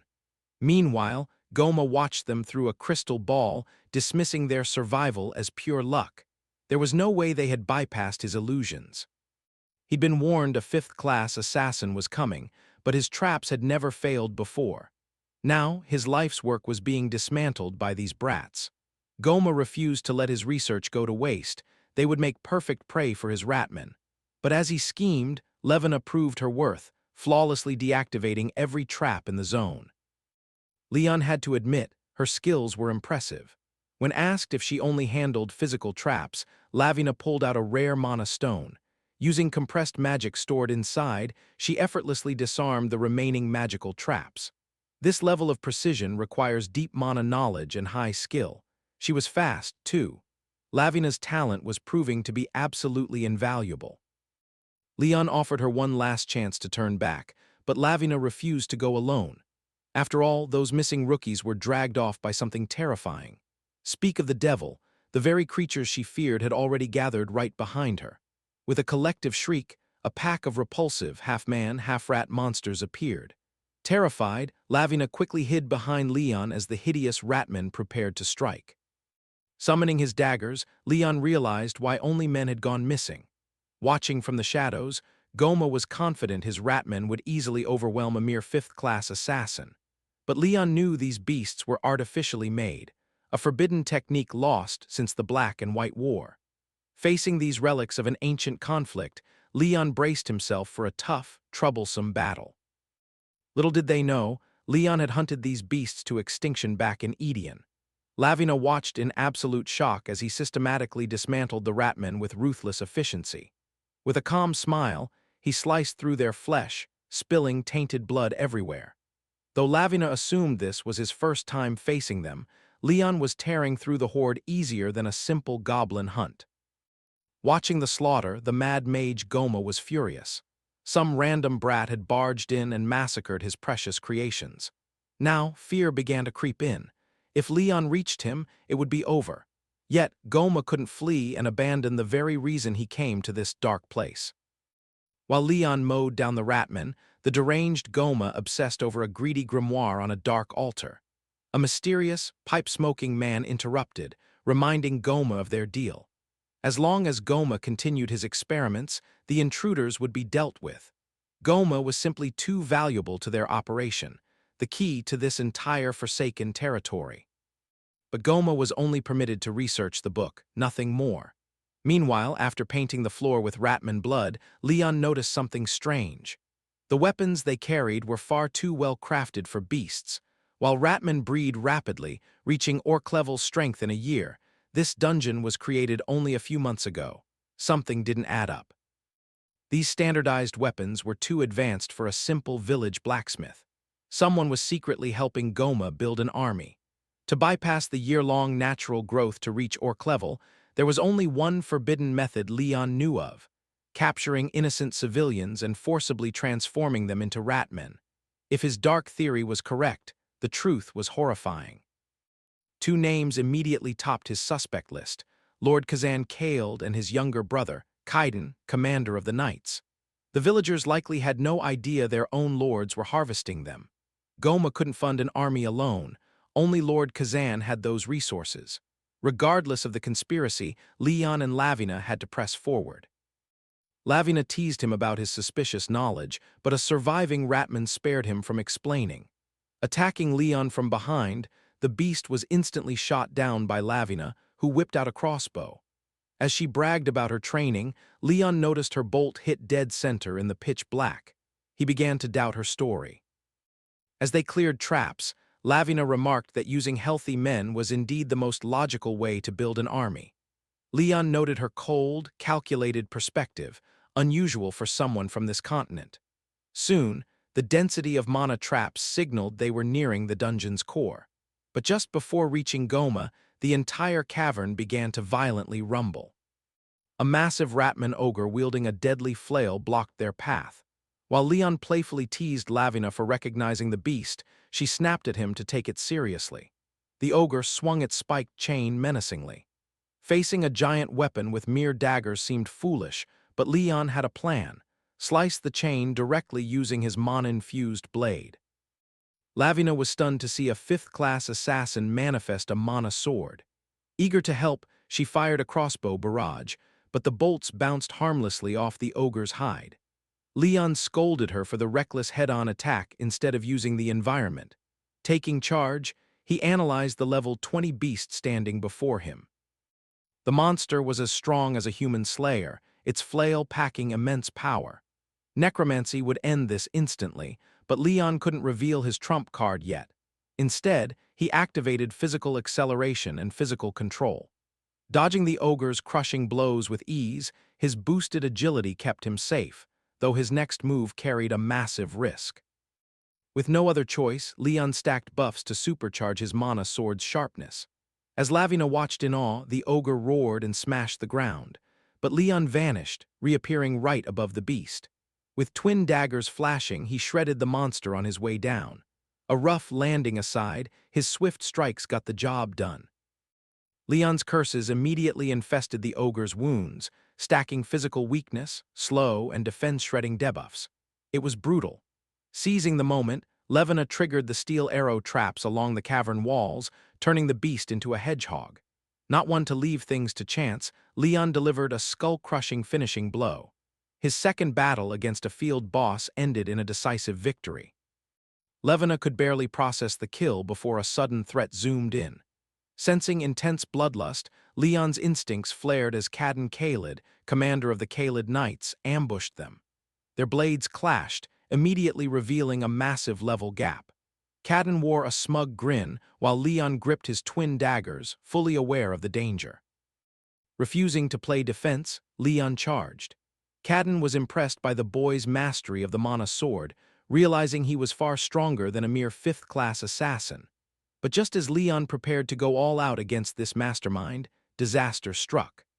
The curse of Arkan flared up, triggered by the massive mana recoil from his previous fight, inflicting severe drawbacks at the worst possible moment.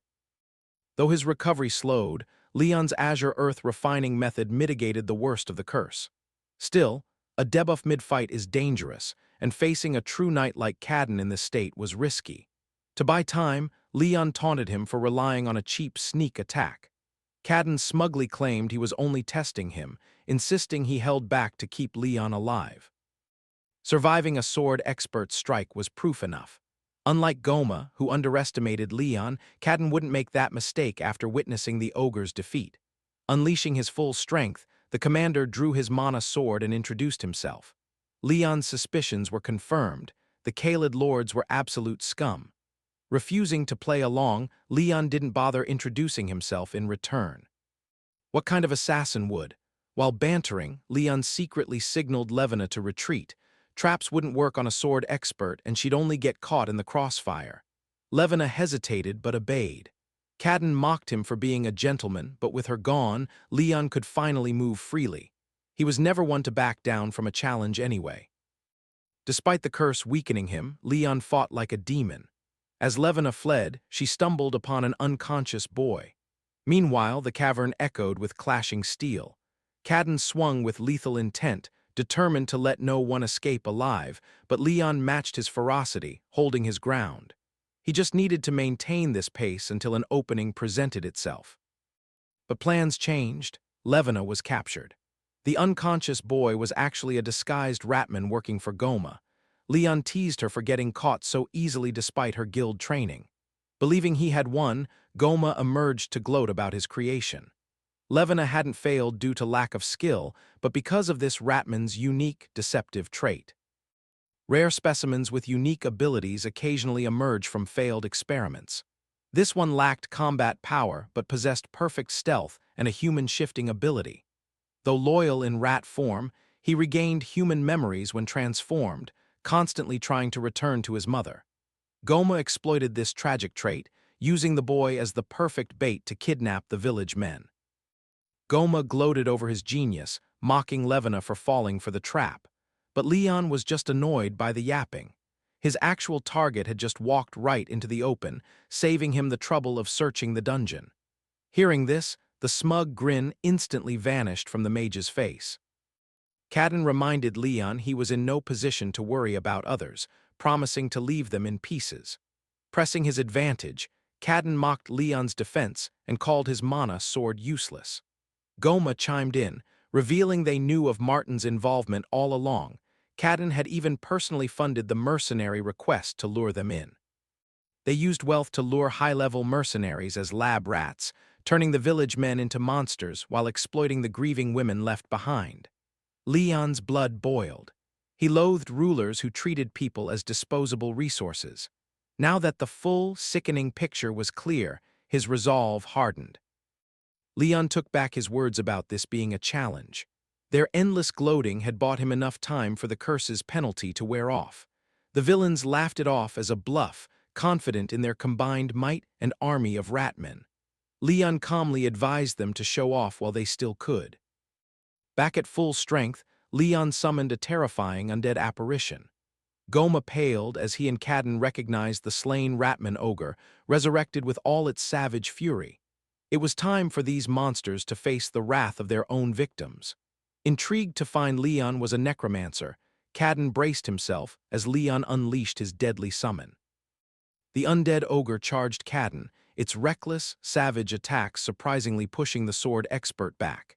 Humiliated, Cadden went all out, proving his title by tearing the beast apart in a shower of blood. Smug, he declared a single dead rat wouldn't save Leon. Thrilled by the display, Goma demanded they capture the boy alive. Ever since Veda vanished, necromancers became a dying breed. Extracting secrets from the assassin boy could revolutionize their Ratman research, a prospect commander Cadden relished. He assumed Leon's undead trump card was easily defeated, but Leon scoffed at his complacency. The creature Cadden struck down was no ordinary undead. Even before its reanimation, its blood was heavily laced with multiple layers of lethal curses. These curses spread instantly upon contact. By recklessly hacking at the tainted target, Cadden infected himself. Agonizing pain racked his body, his screams echoing through the cavern. Watching his protector collapse, Goma felt a chill of impending doom. As Cadden's vision faded into darkness, the sword master desperately clung to consciousness. Meanwhile, Leon calmly turned to Goma, bringing up the hidden battalion of soldiers deep within the dungeon. To crush Goma's arrogance, Leon resurrected the very Ratman army he had just slaughtered, challenging the mage to an all-out war. With his undead horde poised to strike, the experimental Ratman stood no chance. Sensing his end, Cadden desperately swung his sword, mindlessly cutting down a few undead. Despite the agonizing curses ravaging his body, his skill as a sword master shone through, earning a rare nod of respect from Leon. But skill means nothing against a barrage of potent curses, especially when facing a true necromancer. Leon used his overwhelming horde to drain Cadden's stamina. Once the exhausted commander collapsed, the undead rats swarmed, tearing him apart, a gruesome end for a corrupt lord. Terrified, Goma fell to the blood-soaked floor. Meanwhile, the Ratman shifter holding Levina hostage suddenly froze. He spotted a familiar ring lying on the ground. Its sight triggered painful, long-lost human memories, leaving him dazed. Levina noticed his reaction and realized this shifter was old Lady Sarman's son, and the ring was their heirloom. Seizing the moment, she revealed that his mother had offered this very ring to mercenaries, begging them to bring her sons back, even if they were only corpses. These words awakened the shifter's memories of his mother. Meanwhile, Goma desperately threatened Levina's life, but Rion ignored him, marching forward with his undead army. Blinded by arrogance, Goma failed to notice his own creation driving a blade through his chest, crushing his heart. It should have been impossible. Goma had placed self-destruction spells on his subjects to prevent any rebellion. Fortunately for Goma, the spell worked perfectly. In a final moment of clarity, Sarman's son thanked Rion and Levina for freeing him, then clung to Goma and detonated. The explosion consumed the mad mage, leaving only ashes. Rion retrieved the fallen ring, triggering a system update for the Veda quest. He now held a map revealing the hero's location, a massive breakthrough. But as he inspected it, a sudden crossbow bolt struck the ring from his hand, allowing Levina to snatch it away. She dared to steal it right in front of his undead army. Slipping the ring on, Levina dropped her innocent act and fired multiple bolts at Rion. He stood still, letting them graze past. To his surprise, she wasn't targeting him, but the zombie Ratman behind him. Each bolt instantly destroyed a summon with terrifying efficiency. Her weapon was imbued with divine power, instantly vaporizing undead and transferring the damage to the summoner. Levina had done her research. She knew Rion was a necromancer, though his skill exceeded her expectations. Rion was equally stunned by her sudden personality shift. Her mastery of diverse magic finally made sense. Now, cloaked in divine light, she stared him down like a predator eyeing its prey. She demanded to know if he was Veda's disciple. Using a bizarre movement technique, she closed the distance with explosive speed, appearing right before his face. Leon's mind raced, trying to figure out how she knew his secrets. Someone must have leaked his connection to Veda, but his mother and loyal subordinates were out of the question. It couldn't be the Rose family either, as they were still trying to win his favor. Levina paused, noting how relaxed Rion remained in front of a potential enemy. Her rapid personality shifts were dizzying. Though she seemed dangerous, she showed no real intent to harm him. Deciding to address the mystery directly, Rion asked the obvious question: who was she really? With a playful smile, she dared him to guess. He had suspected her since their meeting at the inn. Despite her clumsy act during the raid, her skills were far too advanced for a mere auxiliary member. She remained unfazed by danger, and her behavior as a hostage confirmed his suspicions. Playing along with her game, Rion asked what his reward would be for a correct guess. Her identity clues were clear: elite dismantling skills, a blessed weapon, and classified knowledge of his necromancy. She was clearly someone of high status testing him. Rion didn't mind the test, but he wanted a reward. Admitting he was sharper than her reports suggested, the gamble-loving Levina agreed to grant him one wish if he guessed her identity correctly. But there had to be a penalty for a wrong guess. Rion suppressed a laugh. She had taken the bait. While he tried to negotiate, she insisted on high stakes for maximum fun. If he lost, she wanted him as her lifelong servant. It was a bold demand, but her words carried clues of their own. Demanding to command a fifth-class assassin meant she had serious backing. She gave Rion 5 seconds to guess her identity, playfully counting down. But Rion had already factored her into his plans.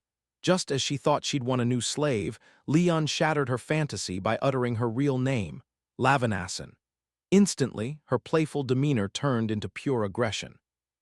Furious that her cover was blown, she snapped, unleashing her inner psycho. But Rion knew all about House Hassan, the legendary assassin family. No matter her status, Lavin was still a spoiled kid prone to tantrums. Still, Rion won the bet. House Hassan had kept her hidden, but the Sermon family's spies dug up her files to pressure Hassan after they allied with Phaeton. Then, one day, the retired patriarch, Ari Hassan, abandoned the front lines mid-battle. Rumors claimed he left to find his hidden, missing daughter. Soon after, Ari proposed a secret deal to Selene Sermon. He would defect if the Sermons found Lavin before Phaeton did. Once the Sermons obtained her detailed files, Rion memorized them during his research to stop House Phaeton. That's how he knew her. Those reports detailed Lavin's childhood, appearance, and habits. Seeing Lavin lose her composure, her guardian stepped in to interrogate Leon. This escort was incredibly skilled, managing to completely evade Leon's sharp senses. Annoyed by the interruption, Lavin ordered her to stand down. Caught in the middle of Lavin's emotional storm, Leon knew his next words had to be chosen very carefully. Few within House Asan even knew of the youngest daughter, making a random young assassin's guess highly suspicious. Instead of answering, Leon questioned the bet itself. Since even trusted retainers didn't know her identity, the bet was rigged from the start. A total scam. Infuriated by his accusation, Lavin prepared to blast him with magic, while her escort watched with a silent, wry smile. Ultimately, she held back, arguing that Leon proposed the bet, so it was his fault. Leon wanted to push for another wager but feared she might snap. She accepted her loss, but demanded a real explanation of how he knew her in exchange for his wish. If he lied, she'd kill him. Since he was already in deep, Leon decided to play along with the tiger. Leon never planned for a simple business relationship with Asan's daughter. He claimed his knowledge came from being Veda's disciple. Lavin insisted she had no connection to the ancient necromancer. Though true, Leon had his lies locked and loaded. He started by saying he didn't learn directly from Grandmaster Veda. Hooked by the story, Lavin listened closely as Leon added that his master was from the Empire. At the mention of the Empire, the escort pressured him to stop, triggering a skull-splitting headache that silenced him. She was clearly trying to shut him up, which only fueled Lavin's curiosity about her connection to the Empire. Leon wanted to answer, but the escort's magic blocked his voice. Unable to speak, he simply gave the escort a reassuring hand signal. It took a moment, but she reluctantly freed him. Leon then claimed his master knew Lavin's mother, instantly capturing her undivided attention. The escort grew worried, while Leon hoped his bluff would work, especially since this master didn't exist. However, the Asan matriarch was dead, and her death was never fully investigated. Having successfully captured her imagination and pulled at her heartstrings, Leon prepared his next move. Leon asked Lavin what she knew about his motives. He claimed his master's final words about old ties to House Asan drove him to become an assassin and seek her help. The escort immediately doubted the story. The matriarch had died giving birth to Lavin barely a year after joining the house. While Lavin desperately wanted to believe him, the escort wasn't buying his lies. In fact, she found it insulting that a mere boy was playing her lady. The escort snapped in rage. But Leon wouldn't back down. Sometimes, people needed a reminder that he was Veda's successor. As he invoked his master's name, the ladies braced themselves. Leon then spun a tale. His master had been visited by the spirit of Lavin's late mother, and Leon was there to hear her final words. Though entirely fabricated, no one alive could refute it. He only needed to convince one person, and he succeeded perfectly. Lavin wept, asking if her mother left any final words. Exploiting a dead mother is diabolical. In truth, Lavin and Veda had zero connection. Any link to House Asan was ancient history, and Lavin was born barely a decade ago. She was the daughter of Ari Asan and a brief concubine. Exploiting her longing for a mother, Leon used his ultimate trump card as a necromancer. Since he could supposedly speak to souls, no one could disprove him. Once Lavin believed him, he claimed her mother's final words were an apology. That opened the floodgates. Desperate for a mother's love, Lavin would believe anything. While Lavin wept, the escort silently threatened Leon, demanding proof later. She then comforted her lady. With the drama settled, Leon focused on his rewards. The deaths of Kadin and Goma left the Ratman manual ownerless. He had loot to claim and a free wish to cash in. Meanwhile, Lavin took Veda's dying wish completely seriously and agreed to help Leon, honoring their parents' friendship. They were now friends, status aside. She also made sure to note she was 15, older than the 13-year-old assassin, and wouldn't tolerate disrespect. With that settled, Leon immediately took control of Goma's corpse, using the bum's soul to unlock the gate to the dungeon's heart. Who knew reanimated corpses could bypass facial recognition? a handy perk for a necromancer. On Goma's altar, they finally find the Ratman manual. Lavin eagerly steps forward, but her escort stops her. It's a dangerous black mage relic, after all. Flipping through the pages, the escort analyzes it and realizes the truth. The manual is completely powerless. It's just a copy. To prove the Ratman threat, they decide to hand the manual to Lavin's family, keeping the guild in the dark. In exchange, Lavin promises Leon all other dungeon loot, plus extra compensation. She'll even convince Martin to pay him more for defeating Commander Cadden. An evil swordsman's head is worth a fortune, and Leon is thrilled to see his plan coming together perfectly. Leon's extra work is finally paying off, but this is far from over. Goma and Cadden were just pawns. The corrupt Lord of Kaled is the real mastermind. Lavin assures him that the traitors won't survive the night, hinting at a busy evening for her escort. But before they part, the escort asks a chilling question. What does Leon plan to do with the villains' corpses? To a necromancer, those powerful corpses are prime materials, but Leon rejects them as his sole reward. Leaving the survivor search to Lavin, he makes his exit. He has a crucial lead to follow regarding his master's final message. Lavin respects his excuse, though her escort threatens to hunt him down if he flees. By the time Leon finally exits the dark dungeon, the sun has already risen. Safe from prying eyes, Leon activates the ring containing the hero's soul. It syncs with his system, projecting a map that points to a massive pile of rocks near the village. He instantly knows he's hit the jackpot. To pinpoint the exact location, he channels the power of his heirloom ring. This reveals the exact location of the hero's soul for Veda's quest. Arriving at the stone mound, Leon senses something hidden beneath. With a powerful blast of mana, he shatters the rocks to reveal an ancient metallic hatch. Since there are no monsters or dungeon energy radiating from below, Leon realizes this isn't a dungeon. It's a long-forgotten secret hideout. How do the Ratman manual and the hero's soul connect? Leon hopes to find answers below. He opens the hatch and descends into the dark, following winding stairs deep underground. To be safe, he sends his soul scouts ahead to scan for traps. They find absolutely nothing. But instead of feeling relieved, this complete lack of security only makes him uneasy. Reaching the bottom, he finds a room sealed by a massive stone gate covered in ancient carvings. They aren't written in any common language, but in the language of souls. This confirms Veda built this place. Only a true master of necromancy can decipher these secrets, and as far as Leon knows, there is only one such master on the continent. Naturally, Leon easily deciphers the ancient text. It's a tomb for Veda's dear friend, requiring a soul as an entrance fee. Leon tries sacrificing Goma's soul, thinking a third-circle mage would suffice. Unfortunately, Goma's soul is instantly obliterated, a total waste of good material. It seems a weak soul like Goma's isn't nearly enough to unlock this gate. Cadden's soul is stronger, but Leon can't risk losing it. Then, he realizes the key has been with him all along. Since Veda's legacy led him here, the fee must be the human slayer's anomalous soul. The moment he summons it, the stone slab glows brilliantly and slides open. Veda's booming voice echoes, welcoming Leon to his grand gallery. Before him lies a grand hallway lined with portraits of ancient warriors.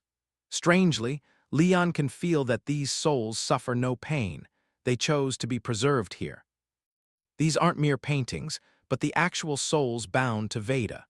Veda's mastery transcended normal necromancy, earning the willing allegiance of these legendary warriors. At the end of the hall hangs the largest portrait, a massive orc chieftain dual-wielding a war axe and a greatsword. A truly legendary warrior.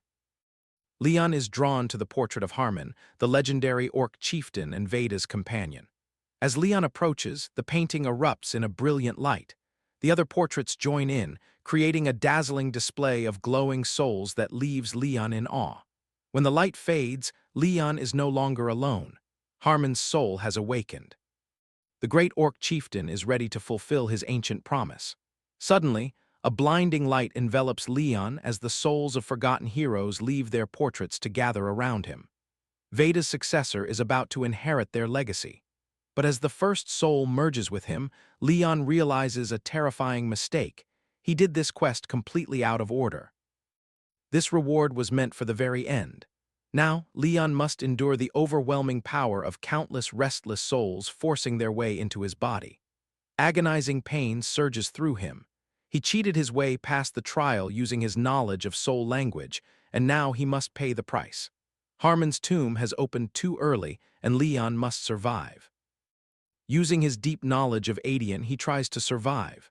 Forgotten hero souls flood his body, submitting to Veda's disciple. But the pain is unbearable. Having focused on leveling, Hand of Death, his soul gallery capacity is maxed out.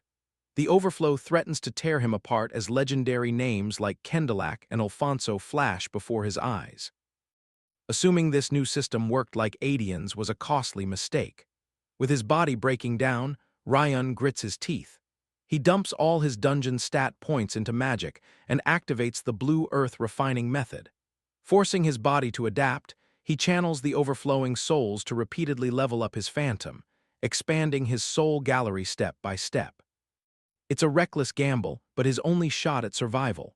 Miraculously, this crisis becomes a blessing as Rion's level skyrockets. By shifting class levels, he balances his stats and stabilizes his body. He then alters his mana circuits to forcefully expand his capacity, drawing even more power from Veda's gallery. He has never focused harder than this. As the soul storm subsides, Rion collapses onto the ruined floor. He's bleeding from every orifice, but the gamble paid off. His soul gallery grade has skyrocketed. Though Veda's successor normally uses pure magic, Rion bypassed this through sheer manipulation. With his gallery now half full, only one massive soul remains at the end of the hall. Harmon's promise must be fulfilled. With his gallery half empty, absorbing the Great Orc's soul seems possible, even if Harmon's power is on a whole different level. Trusting his luck, Rion braces himself and invites the legendary soul in. Instantly, the sheer force of Harmon's entry nearly knocks him unconscious. Absorbing the massive soul drains him completely, leaving him unconscious. Upon waking, system notifications confirm his success. He has secured the hero Harmon's soul. Checking his body, he realizes his Leon disguise has deactivated. But inside his gallery, the mighty hero now slumbers, granting him a massive boost in experience.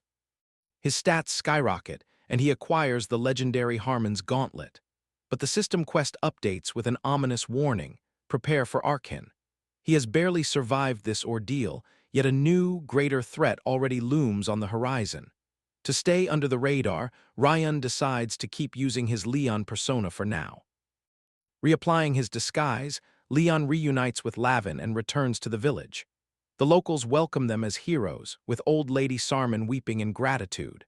Though Leon humbly claims he was just doing his job, the clueless innkeeper feels embarrassed for ever doubting him. Now, Leon is Kaled's savior, and Sarman's surviving son is safe. While the survivor recovers, Leon credits the late shifter Ratman for the rescue. With the quest complete, Leon tries to return the heirloom ring, which has mysteriously changed color.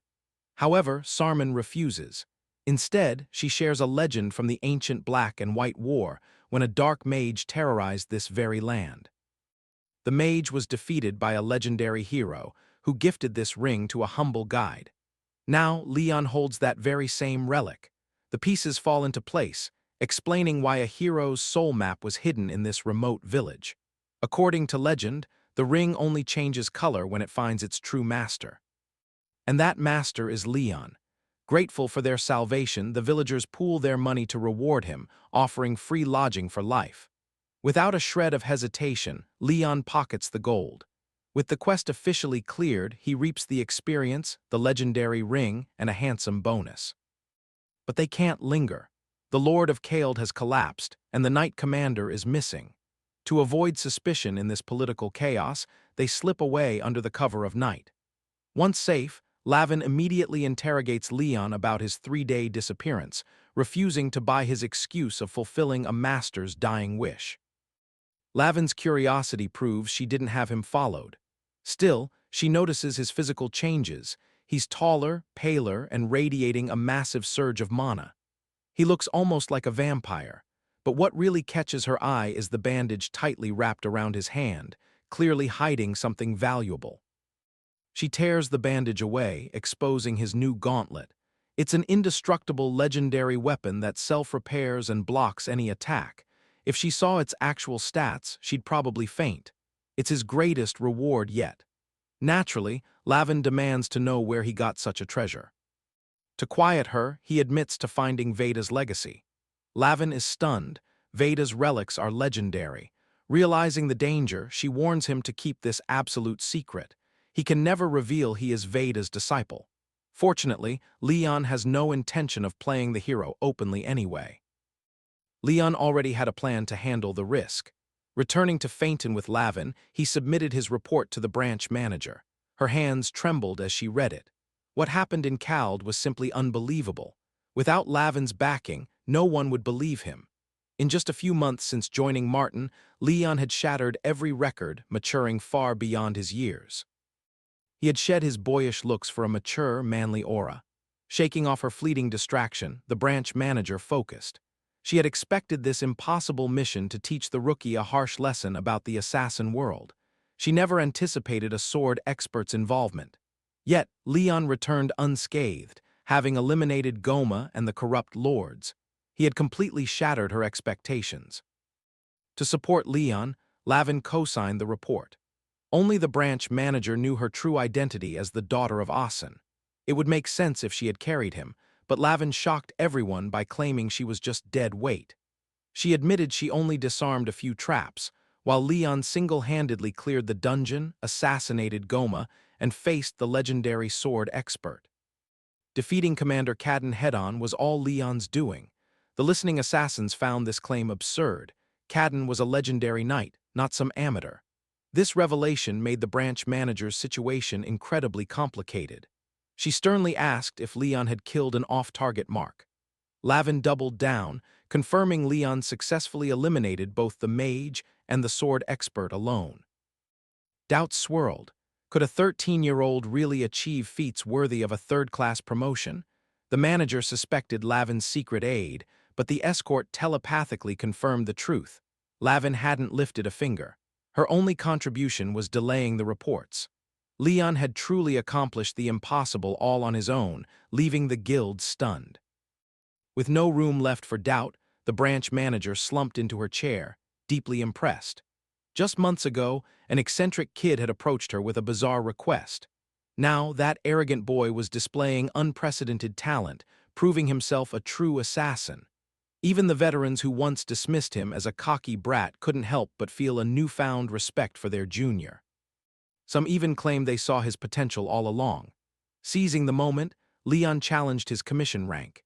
He argued that defeating a sword expert deserved more than a fourth-class promotion, hinting the manager set him up to fail. Though others scolded his insolence, the manager silenced them, defending herself by stating that unexpected variables are a natural part of any mission. But a knight commander wasn't just a minor variable. If the manager truly didn't know, it exposed her own incompetence. Calling the boss incompetent pushed the other assassins too far. Soman, a hot-headed senior awaiting his third-class promotion, lunged at Leon with a lethal fist. Unfazed, Leon stood his ground, ready to welcome the attack. Stepping back, Leon easily dodged and locked Soman in a brutal armbar. Soman's pride kept him from yielding until the agonizing pain forced him to beg for mercy. Leon coldly warned that further resistance would end in a broken bone. Watching this, the branch manager realized she was in checkmate. Confessing she knew the risks beforehand was her only escape.